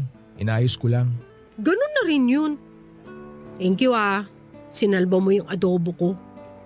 Thank you rin sa pagsalba sa akin. Marunong ka pala magluto? Oo naman, marunong ako magluto. Hindi lang ako mahilig. Naturuan din naman ako ng nanay ko na magluto noon. Magaling din magluto yung nanay ko. Parang ikaw. Talaga? Paborito niya na ipinagluluto yung tatay ko. Pag nagluluto si nanay noon, nasa tabi niya lang si tatay lagi. Wala namang naitutulong si tatay kay nanay kasi di naman siya marunong magluto. Nandun lang siya. Taga-suporta. Taga-cheer kay nanay kapag masarap yung timpla ng luto niya. Ang cute naman. Cute no? Gusto ko rin ng ganong relasyon. Alam mo, wag kang masyadong umasa na magagaya yung love story mo sa love story na magulang mo. Tignan mo yung nangyari sa akin. Nga. Sa bagay, may kanya-kanya naman kasi tayong love story na bubuuin. Uy, dati hindi kita makausap tungkol sa ganito Diring-diri ka pa pag ito ang topic. Tapos ngayon? O sige, mang-asar ka pa. Ikaw na nga itong pinaghanda ng pagkain tapos… Uy, bigla akong naalala. Diba sabi mo, tsaka ka lang magluluto kapag mahal mo yung babae? Uy, mahal mo ba ako? Uy, hindi O baka crush mo na ako? Oy, umaming ka na. Crush ka dyan. Ano nga aminin ko? Wala akong aaminin no. Magsama na lang kayo ng Robin mo. Oy, nagsiselos kay Robin. Hindi no? Ewan ko sa'yo. Ubusin mo na nga yung adobo bago pa maubos pasensya ko sa'yo. Uy, di ba sabi, love is patient daw? Maging pasensyoso ka naman sa akin. Love you. Bahala ka dyan. Tawagin mo na lang ako kung may kailangan ka pa. Doon lang ako sa kusina. Sige na, kumain ka na. Hindi ko na nga pinapangarap na magkaroon ng love story na eksakto sa magulang ko. Sa kanila yun iba naman yung para sa akin. May kanya-kanyang love story na hinanda ang Diyos para sa atin. Niluto na niya yon bago pa man tayo matutong ma-in love at ihahain na lamang yon kapag ready na tayo. Pakiramdam ko noon, Papa Dudut, ganun yung nangyari sa akin. Unti-unti ay tinutulungan ako makabangon ang sarili ko at wala pang isang taon ay nakausad na ako. Hindi naging maganda yung kinalabasan ng unang heartbreak ko, pero hindi yun naging dahilan para tumigil na ako magmahal. Umamin na rin si Matt na gusto niya ako. Doon na nga nagsimulang maluto ang love story ko. Napailing na lamang ako dahil ang tagal-tagal na hinahanap ko sa maling tao yung love story na kailangan ko. Samantalang nasa harapan ko lang pala yung taong matagal nang para sa akin. Sa ngayon po, Papa Dudod, ay maglilimang taon na ang relasyon namin ni Matt at meron na kaming isang anak. Hindi na nga ako makapaghintay na lumaki ang anak namin para makwento ko kung paano kami nagsimula ng tatay niya. Gusto kong ikwento sa kanya na naging malubakang daan na namin patungo sa isa't isa. Pero kahit na ganun pa man ang nangyari, ang importante ay nagtagpo pa rin kaming dalawa. Marami pong salamat sa pagbasa ng aking kwento. Ang inyong kapuso at kabarangay forever, Rufa. Barangay Love Stories. Love stories.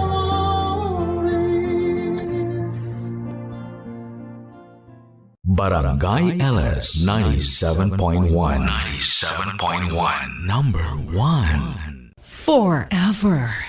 Barangay Love Stories. Love stories.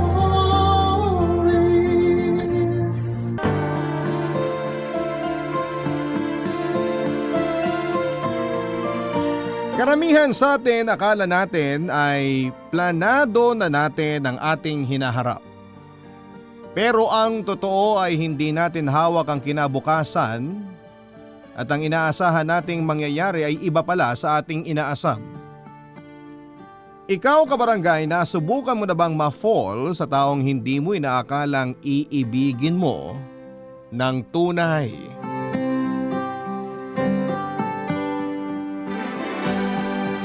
Dear Papa Dudut, Mayet po ang pangalan ko. Dati akong tindera sa palengke na ngayon ay may maayos-ayos ng buhay.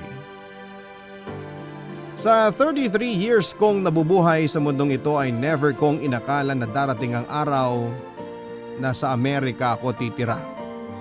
Dati-rati ay sa TV ko lang napapanood kung ano ang itsura ng lugar na yon, pero ngayon ay tinatamasa ko na ang tinatawag na American life. Kung paano po nangyari yon, ito po ang ikukwento ko sa inyo at sa lahat ng mga listeners ng Barangay Love Stories. High school pa lamang ako ay tindera na ako sa palengke. Palagi ko noong sinasamahan ng nanay ko sa pagtitinda bago at pagkatapos kong pumasok sa klase. Hindi kasi gaanong kaganda ang estado namin sa buhay at hindi po kami mayaman, Papa Dudut. Kaya ang allowance ko noon at pambayad sa mga kailangan namin sa school ay dapat na pinagtatrabahuhan ko. 6 kaming magkakapatid at ako ang bunso. May di-describe ko po ang sarili ko bilang madiskarte at palaban. Kailangan kong maging matapang sa buhay dahil yun na lamang po kasi ang maipagmamalaki ko. Mahirap man kami noon ay hindi ko hinahayaang api-apihin lamang kami ng mga taong mas nakakataas sa amin. Marami kasing tao na porket nakikita kang naghihirap, imbes na tulungang makaahon, ay mas lalo ka pang ipagtutulakan sa putik. Katulad na lamang ng kapitbahay naming si Aling Minda, Papa Dudut.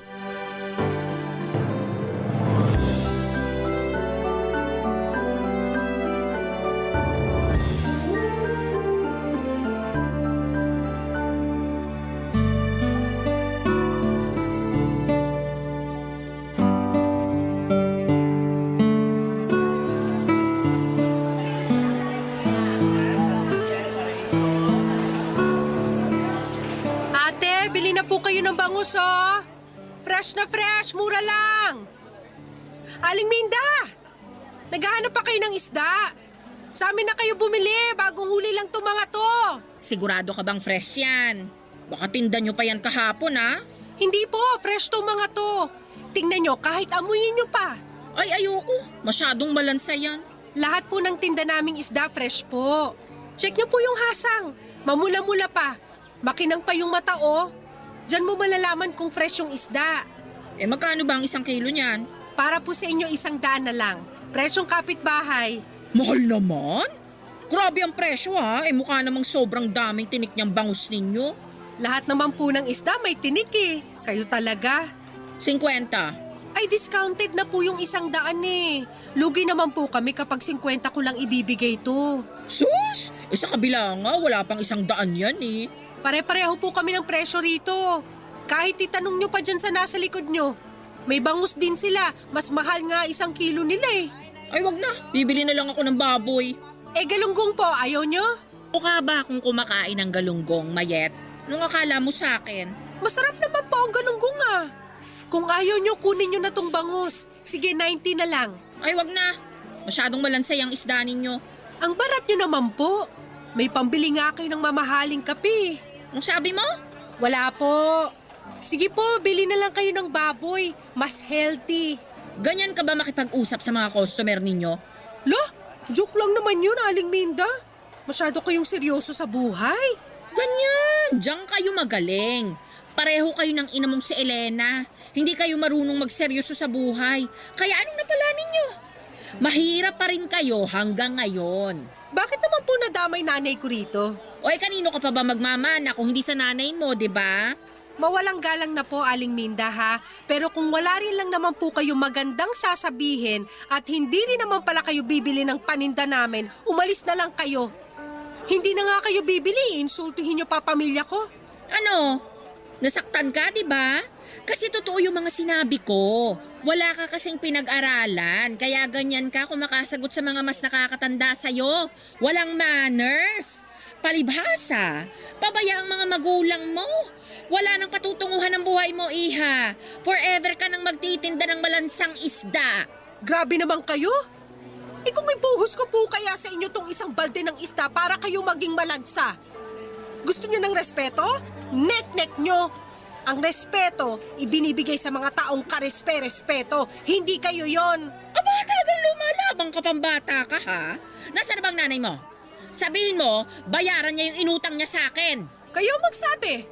Ininsulto niyo na nga ako tapos uutusan niyo pa ako ngayon. Tayong kapitbahay lang ha? Ate, bangus po! Fresh na fresh! Mura lang ho! Itong paninda namin para lang to sa mga taong afford bumili at hindi buraot. Sige na po ate, bibigyan ko kayo ng discount. Bastos! Nakakausap pa kita eh. Baka alis na nga rito. Panira ng araw. Papa Dudu, totoo naman talaga ang ilan sa mga sinabi ni Aling Minda. Ayoko mang aminin pero may katotohanan na mga sinabi niya. Mahirap lamang kami at lubog sa utang at wala rin akong tinapos dahil maaga akong tumigil sa pag-aaral. Pagkatapos ng high school ay mas pinili ko na lamang na magtrabaho. Hindi rin naman kasi ako matalino at lagi akong huli sa klase noon. Kaya naman ipinaubaya ko na lamang sa mga kapatid ko ang opportunity na mag-aral sa kolehiyo. Kaso nga lang sa aming 6, 2 lang ang nakapagtapos ng kolehiyo. Ang isa ay maaga nag-asawa samantalang ang isa naman ay nanatiling tambay dahil hirap makahanap ng trabaho. Grabe ang dinanas naming kahirapan noon, Papa Dudut. Palagi naming kinakain ang pride namin para lamang makapangutang kay Aling Minda na sa barangay namin ay siya lamang ang merong sariling maliit na grocery store. Kahit palagi kaming nagkakasagutan ay wala akong choice, kundi ang humingi ng pabor sa kanya para lamang makakain kami kahit na ang kapalit noon ay puro pangiinsulto. Buong buhay ko araw-araw na pinapaalala sa amin ni Aling Minda kung gaano kami kahirap. Kulang na nga lang ay ipatarpaulin pa niya ang listahan ng utang namin sa kanya.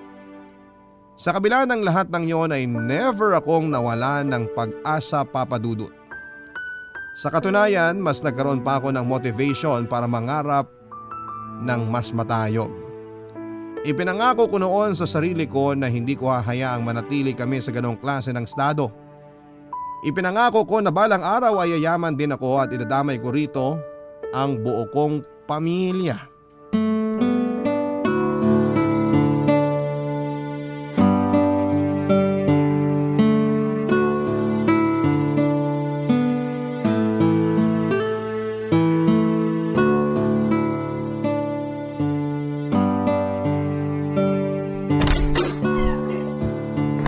Oh, anak, kain na.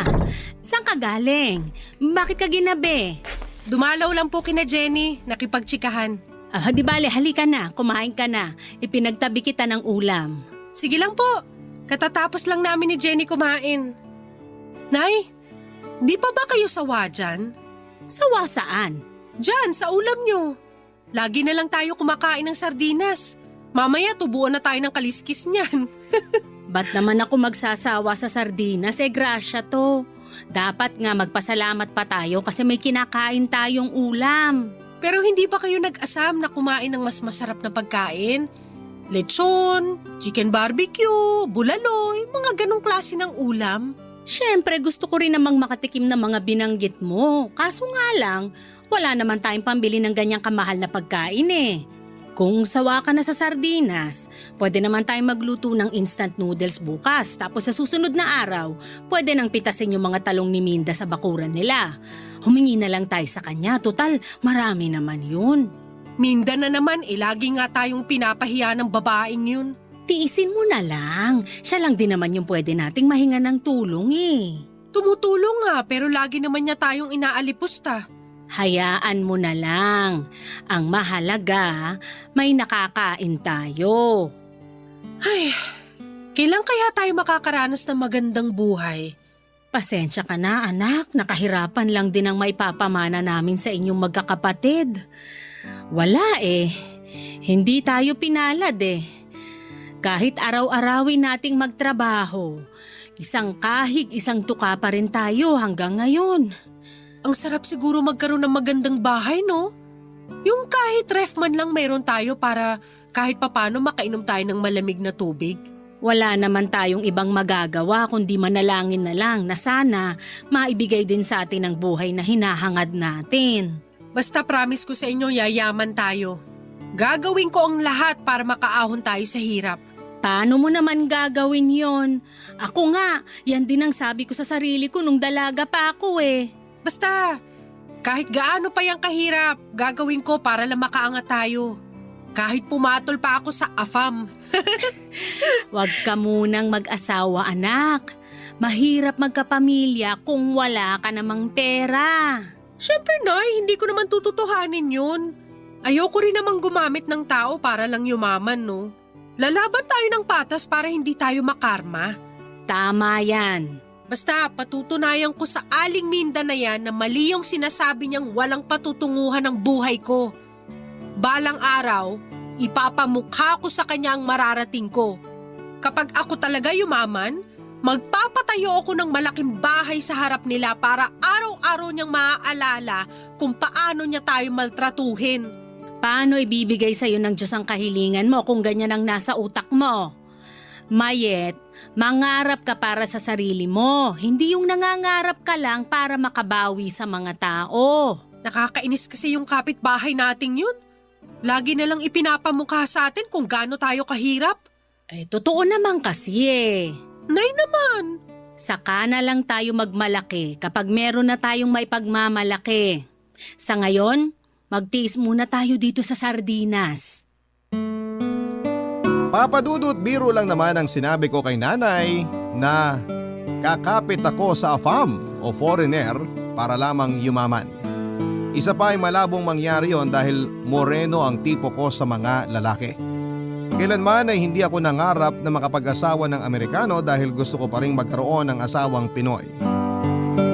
Yun nga lang, kahit 30 anyos na ako noon, ay wala pa rin akong planong magkapamilya. Alam ko kasi kung gaano kahirap ang bumuo ng pamilya dahil nakita ko na ito sa mga kapatid ko na hanggang noon ay hikahos pa rin dahil maagang nagsipag-asawa tapos anak pa ng anak. Ito ang dahilan kung bakit ako hiniwalayan ng dati kong boyfriend. Gusto na niya noong magpakasal at magkaroon ng anak pero hindi ako pumayag. Hindi pa ako ready noon, Papa Dudut, dahil hindi ko pa nakakamit ang pangarap kong yumaman. Hindi naman ako mapapakain ng pagmamahalang. Kaya ang ending ay naghiwalay kaming dalawa. Papa Dudut, noon ko lang napatunayan na kahit planuhin pa natin ang future natin, kung hindi ito para sa atin ay hindi natin ito makukuha. Dumating ang araw na lahat ng mga sinabi ko sa sarili ko ay kinain ko din pala. Isang AFAM ang biglang dumating sa buhay ko. Barangay Love Stories. Barangay Love Stories. 3 years ago ay nagbakasyon sa lugar namin ang kababata at kaibigan kong si Rick, Papa Dudut. Nakatira na siya ngayon sa California at isa ng American citizen kasama ang buo nitong pamilya. Dati kong classmate sa high school si Rick, Papa Dudut, at isa siya sa mga naging manliligaw ko. Kaso nga lang ay hindi ko siya nagustuhan dahil hindi tugma ang personality naming dalawa. Sa kabila nito ay naging matalik na magkaibigan pa rin naman kaming dalawa at pagkatapos naming makagraduate ay nag-migrate na sila sa California at doon na nagstay for good. Noong muli silang bumisita sa Pilipinas ay dinala ni Rick ang kaibigan niyang Amerikano na si Johnson. Hindi ko noon inakala na si Johnson na pala ang magpapabago sa buhay ko, Papa Dudut. Una ko siyang nakilala noong maimbita ako sa party nila Rick sa kanilang bahay. Dahil pareho kaming wala pang asawa ay kaming dalawa ni Johnson ang naging tampulan ng tukso. Sinakyan ko lamang ang trip nila, Papa Dudut. Ang hindi ko alam noong mga oras na yon ay totoo na pala ang mga biruan nila. Totoo na pala na si Johnson ay nagustuhan ang isang katulad ko.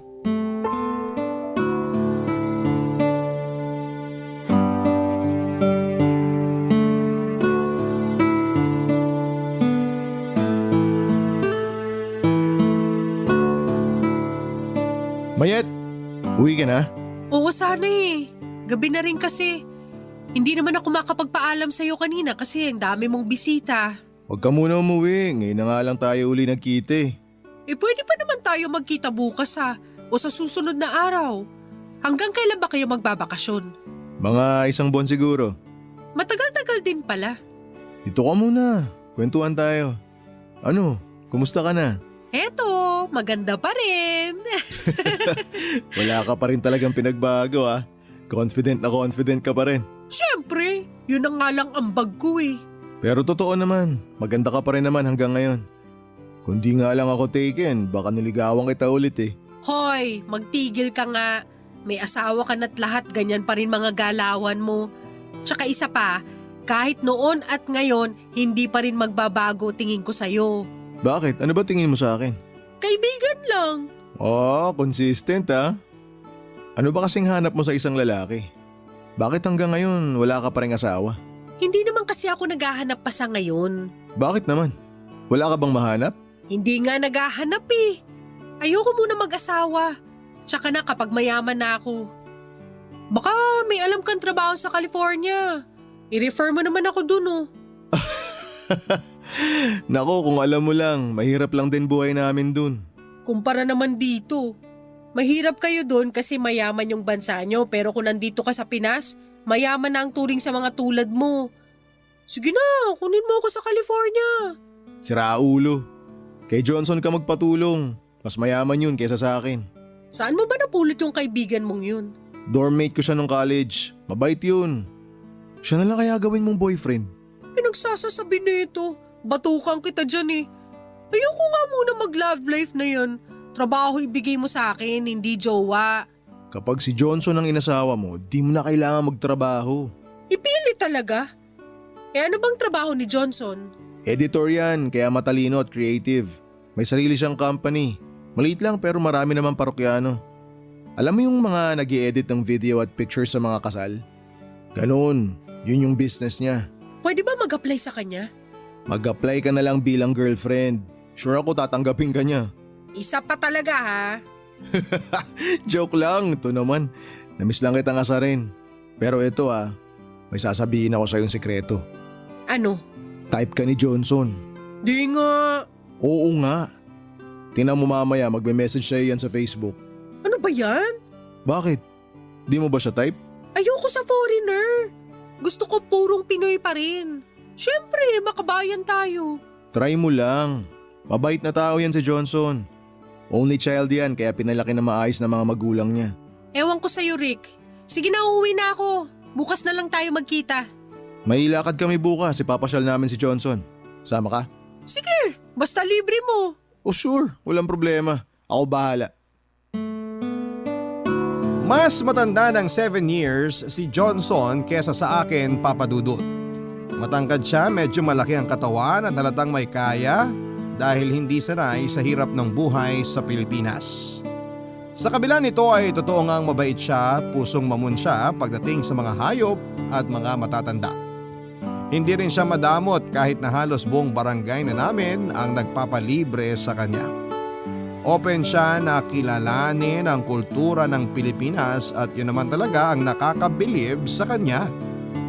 Sa halos 1 buwan nilang pananatili sa Pinas, ay isa ako sa mga palaging nakakasama ni Johnson. Parang ako na ang nagsisilbing tour guide nila Rick at Johnson habang namamasyal sila sa iba't ibang parte ng bansa. Noon ay hindi ako open sa pagkakaroon ng foreigner na boyfriend dahil tingin ko sa kanila ay masyado silang high maintenance at baka hindi ko maabot ang standard nila. Pero hindi nagtagal, noong mas nakilala ko pa si Johnson ng malalim, ay parang nagbukas ang puso ko para sa mga dayuhang tulad nila. Sobrang cute kasi nilang tingnan habang pilit nilang sinusubukang makibagay sa kultura natin. Papadudot maikling panahon ay nakaramdam na rin ako ng pagtingin kay Johnson. Hindi ko nagustuhan ang itsura niya o dahil mayaman siya. Nagustuhan ko siya dahil busilak ang kanyang puso. Masyado siyang caring at gentleman at eto ang dahilan kung bakit niya nabihag ang damdamin ko.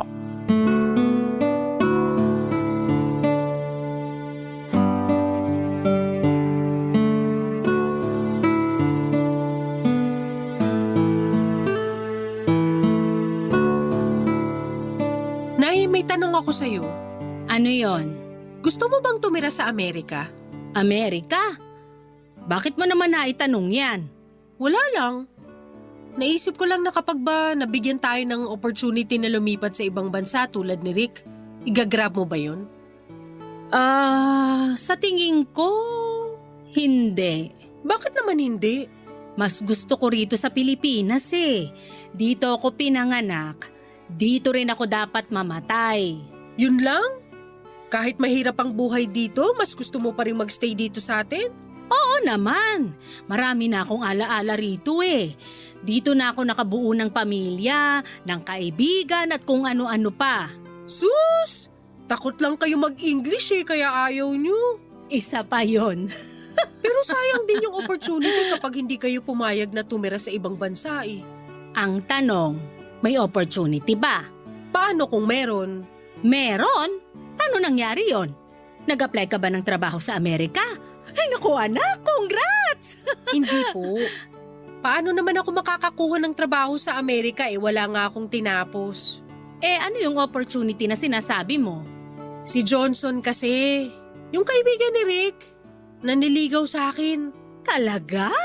Ay naks naman anak, may nagkagusto rin sa'yo sa wakas! Nay naman eh. O tapos ano, sasagutin mo ba siya? Sa tingin niyo po? Ay bakit ako ang tinatanong mo? Dapat ikaw ang nakakaalam niyan. Kung ako lang din naman ang tatanungin, parang gusto ko na siyang sagutin. Oh, ganun naman pala eh. Teka nga lang. Sasagutin mo ba siya dahil gusto mong makapunta sa Amerika o sasagutin mo siya kasi mahal mo siya? Magkaibang bagay yon, anak. Yun na nga po ang problema eh. Medyo naguguluhan pa yung feelings ko. Alam mo kung ano ang dapat na gawin mo? Ano po? Huwag mong madaliin yang puso mo. Kung hindi ka pa sure, huwag ka munang magdesisyon. Kung ang rason mo lang para makaalis ka sa bansang to, wag. Maniwala ka sa akin, hindi ka magiging masaya kapag ganun ang nangyari. May gusto na rin naman ako kay Johnson eh. Pero yun nga, hindi ka pa sigurado sa nararamdaman mo. Ano pong gagawin ko ngayon? Kung sa tingin mo gusto mo talaga si Johnson, di kilalanin mo siya ng mas mabuti. Kapag nagawa mo yon, saka ka magdesisyon para wala kang pagsisisihan sa huli. Sige po, Nay. Susundin ko po yung mga sinabi nyo. Pagkabalik nila Johnson sa Amerika ay nagpatuloy pa rin ang communication naming dalawa sa pamamagitan ng social media. Tumagal ang pagkakaibigan namin hanggang sa tuluyan na nga pong nahulog ang loob ko sa kanya, Papa Dudut. Alam kong totoo na ang nararamdaman ko noon dahil marinig ko pa lamang ang pangalan ni Johnson ay napapangiti na ako. Para bang siyang nagbigay kulay sa buhay ko. Siya ang araw-araw na nagbibigay ng inspirasyon sa akin. Kaya naman makalipas ang mahabang panahon ay sinagot ko rin ang panliligaw niya.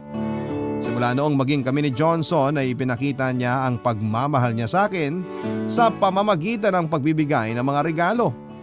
Halos buwan-buwan kung magpadala siya noon. Mapabulaklak man yan, mga damit, alahas.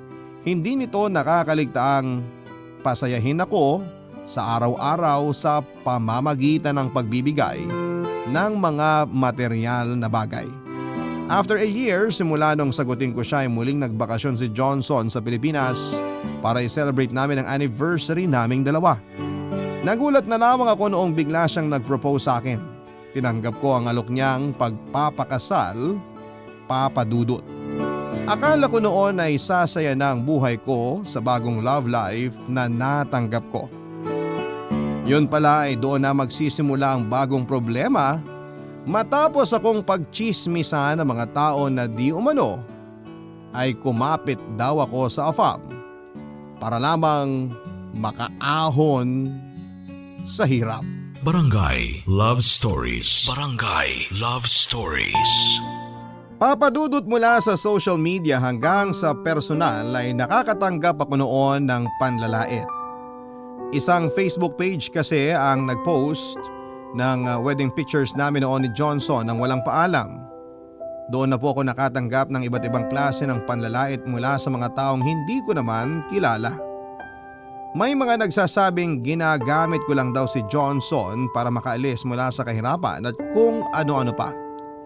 Marami rin ang pinagtatawanan ng itsura ni Johnson dahil imposible raw na magkagusto ako sa tulad niya na bukod sa malaki na nga ang katawan ay hindi rin kagwapuhan. Pera lang daw ang habol ko sa kanya. Siyempre ay nasaktan ako sa mga pambabash sa amin. Mabuti na lang at hindi ito sineryoso ni Johnson kaya kahit papaano ay nakakuha ako sa kanya ng lakas ng loob para huwag na ring pansinin ang mga hindi magagandang comments sa amin. Ganun pa man ay hindi ko na natiis noon ang pangmamaliit sa amin ng ibang tao lalo na ang mga kakilala ko pa man din. Nangunguna na doon ang kapitbahay naming si Aling Minda. Hindi na ako nakapagtimpi noong pati ang nanay ko ay dinamay na niya sa paninira niya sa amin.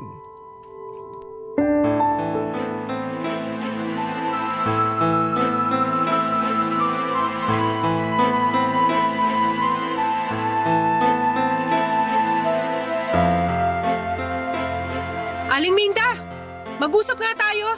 O ano, magbabayad ka na ba ng utang ninyo? Sumusobra na po kayo ah. Anong pinagsasabi mong sumusobra? Ano tong pinagkakalat yung bugaw ang nanay ko? At sino naman ang nagsabi na akong nagkalat niyan? May pruweba ka ba? Hindi na kailangan ng pruweba kasi kayo lang naman ang number 1 na hater ng pamilya namin. Ano ba nagawa namin sa'yo ha? Bakit ganito ka nalang manira sa pamilya ko? Inggit ka ba sa amin? Bakit naman ako maiinggit sa'yo? Ang kapal na mukha mo ah. Yun nga rin ang pinagtataka ko eh. Bakit inggit na inggit kayo sa amin, gayong kayo naman tong mas mayaman, mas malaki ang bahay, mas maganda ang buhay? Bakit ba hindi mo kami magawang tantanan? Hoy, Mayet! Ano bang akala mo sa sarili mo? Wala akong pakialam sa buhay ninyo. Bakit ko kayo sisiraan? Anong mapapala ko dyan? Tsaka isa pa, totoo naman na bugaw yang si Elena. Hindi ba nga, ibinugaw ka niya sa kano na asawa mo na ngayon? Saan mo naman napulot yung fake news na yan? Kumaka-imbento kayo ng kwento? Daig nyo pa ang scriptwriter? Hindi ako ibinugaw para lang sa kaalaman nyo. Ngayon kung hindi nyo tanggap na nakapangasawa ako ng foreigner, problema nyo na yon. O tandaan na kayo, sana naman baguhin nyo na yung ugali nyo. Yabang mong magsalita ah. Ano, mataas na ang lipad mo? Porket nakabingwit ka ng kano? Palibhasa, hindi ka makahanap-hanap ng lalaking magmamahal sa'yo, kaya nagtiyaga ka na sa lalaking yon. Kung sa bagay, mga tipo mo naman ang hanap talaga nila. Yung mga exotic, mga mukhang unggoy. Grabe! Ako yung walang pinag-aralan sa ating dalawa. Pero kung umasta kayo, parang kayo yung hindi nag-aral. Yung mga lumalabas dyan sa bunganga nyo, parang hindi pinag-iisipan ng matinong tao. Alam mo, umalis ka na nga lang sa harap ko. Hindi ako pumapatol sa hindi ko ka-level ha. Tsupe! Tandaan mo tong araw na to, Aliminda. Darating din yung time na kayong hihingi ng tulong sa amin at kapag dumating yung araw na yon, ipamumuka ko sa inyo lahat ng pinaggagawa nyo sa amin. Mangarap ka na lang ng gising. Hindi mangyayari ang pinagsasabi mo. Tulong? Kahit magunaw pa ang mundo, hinding-hindi ako hihingi ng tulong sa inyo. Pwe! Pasalamat kayo at may natitira pa akong respeto sa inyo. Pero kapag dinamay mo pa ulit ang nanay ko sa trip mo, hindi na lang salita ang matatanggap niyo mula sa akin. Daming kuda! Umalis ka na nga lang. Saka ka na magyabang sa akin kapag bayad na kayo ng utang ninyo. Mga walang utang na loob. Babayaran namin lahat ng naitulong niyo sa amin, huwag po kayo mag-alala.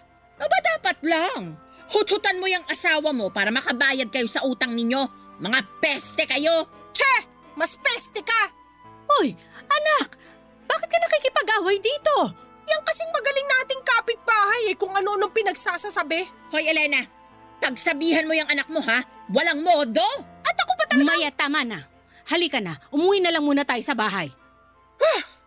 Nakakainis! Sarap pa nabunot ng tao! Hayaan mo na lang siya. Halika na. Sa huli ay hinayaan ko na lamang si Aling Minda at ang iba pang tao na wala nang ibang ginawa kundi ang manira ng kapwa. Ang mahalaga ay masaya na ako sa buhay ko noon at dahil ito kay Johnson. Matapos naming magpakasal ay sinimulan na ang ilakad ng asawa ko ang mga papeles ko para makalipat na sa California. Plano na kasi niya na kunin ako doon para doon na manirahan at bumuo ng pamilya. Mahigit 1 taon din ang hinintay ko papadudot bago kami muling nagkasama ni Johnson sa California. Tandang-tanda ko pa ang kabang nararamdaman ko Noong ma-interview ako para lamang makakuha ng visa, doon ko lang napagtanto na sobrang hirap din pala ang lumabas mula sa bansa. Sa kabila ng lahat ng sakripisyo namin ay tuluyan na akong nakaalis ng Pilipinas at tumira sa ibang bansa kasama si Johnson. Sobrang excitement ko noon na magkaroon ng bagong buhay. Yun nga lang, akala ko noon ay tatanggapin ako ng buong buo sa bansang nilipatan ko. Pero doon ako nagkamali, Papa Dudut. Hindi hospitable ang mga kapwa ko Pinoy sa California. Sa katunayan, sila pa ang nangunguna noon sa pangmamata sa akin. Siguro'y nasa dugo na talaga ng mga Pinoy ang maghilahan paibaba. Nakakalungkot lang. Dahil kung sino pa ang kababayan natin na dapat ay kakampi natin, ay sila pa ang tatayong kontrabida sa buhay na gusto nating maasam.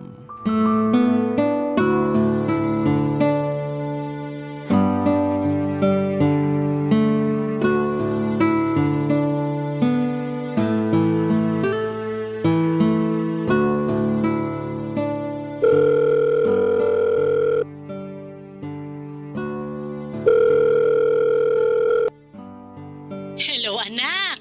Hello, Nay! Pasensya na, ngayon lang ako nakatawag sa inyo. Naging busy kami ni Johnson sa pag-aayos ng gamit sa bahay eh. Okay lang. Ano, kamusta kayo dyan?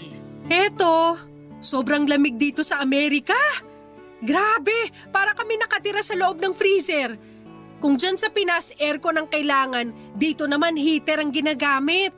Nakakita ka na ba ng snow? Oo, Nay! Ang ganda kaya ng buhay dito. Kaya dapat maghanda-handa ka na, Nay, ha? Kasi ikaw naman ang susunod na kukunin ni Johnson. Ay nako, kahit wag na. Di ba sabi ko naman sa'yo na kahit mahirap ang buhay dito sa Pilipinas, mas pipiliin ko pa rin tumira rito? Gusto ko lang naman maranasan nyo rin ang nararanasan ko ngayon. Masaya ako rito. Basta ang mahalaga, mabuti ang kalagayan mo dyan. Maayos naman po ako rito. May ilang tao lang na hindi gaano maganda ang pakikitungo sa akin pero sanay na ako dun. Paanong hindi maganda ang trato? Alam mo na, yung ibang mga Pilipino na nakakaangat, hindi pa masyadong maganda ang tingin sa akin. Feeling kasi nila mas mataas sila kaysa sa akin. Hayaan mo na lang sila. Ang importante, masaya kayong mag-asawa sa bagong buhay nyo. Siyempre naman, Nay. Lagi kong tinatandaan yung favorite line nyo na hayaan na lang sila. Kapag bad trip ako, yan ang lagi kong sinasabi sa sarili ko. Mabuti naman. Mas mabuti na yung umiwas ka sa gulo lalo na't hindi mo pagamay ang kalakaran dyan. Ang hirap nga po mag-adjust eh. Ibang-iba ang buhay dito kumpara dyan sa Pinas. Kailangan dapat mabilis ang mga galaw. Bawal ang papetiks-petiks lang. Kamusta naman ang mga biyanan mo dyan? Maayos ba naman ang pakikitungo nila sa'yo? Oo naman po. Sobrang bait ng pamilya ni Johnson. Tinanggap nila ako bilang parte ng pamilya nila. Pero alam nyo, Nay, kahit ilang buwan pa lang ako rito, nakakamiss din pala dyan, no? Bakit? Ano bang namimiss mo rito? Noon nga atat na atat kang makapunta sa California eh.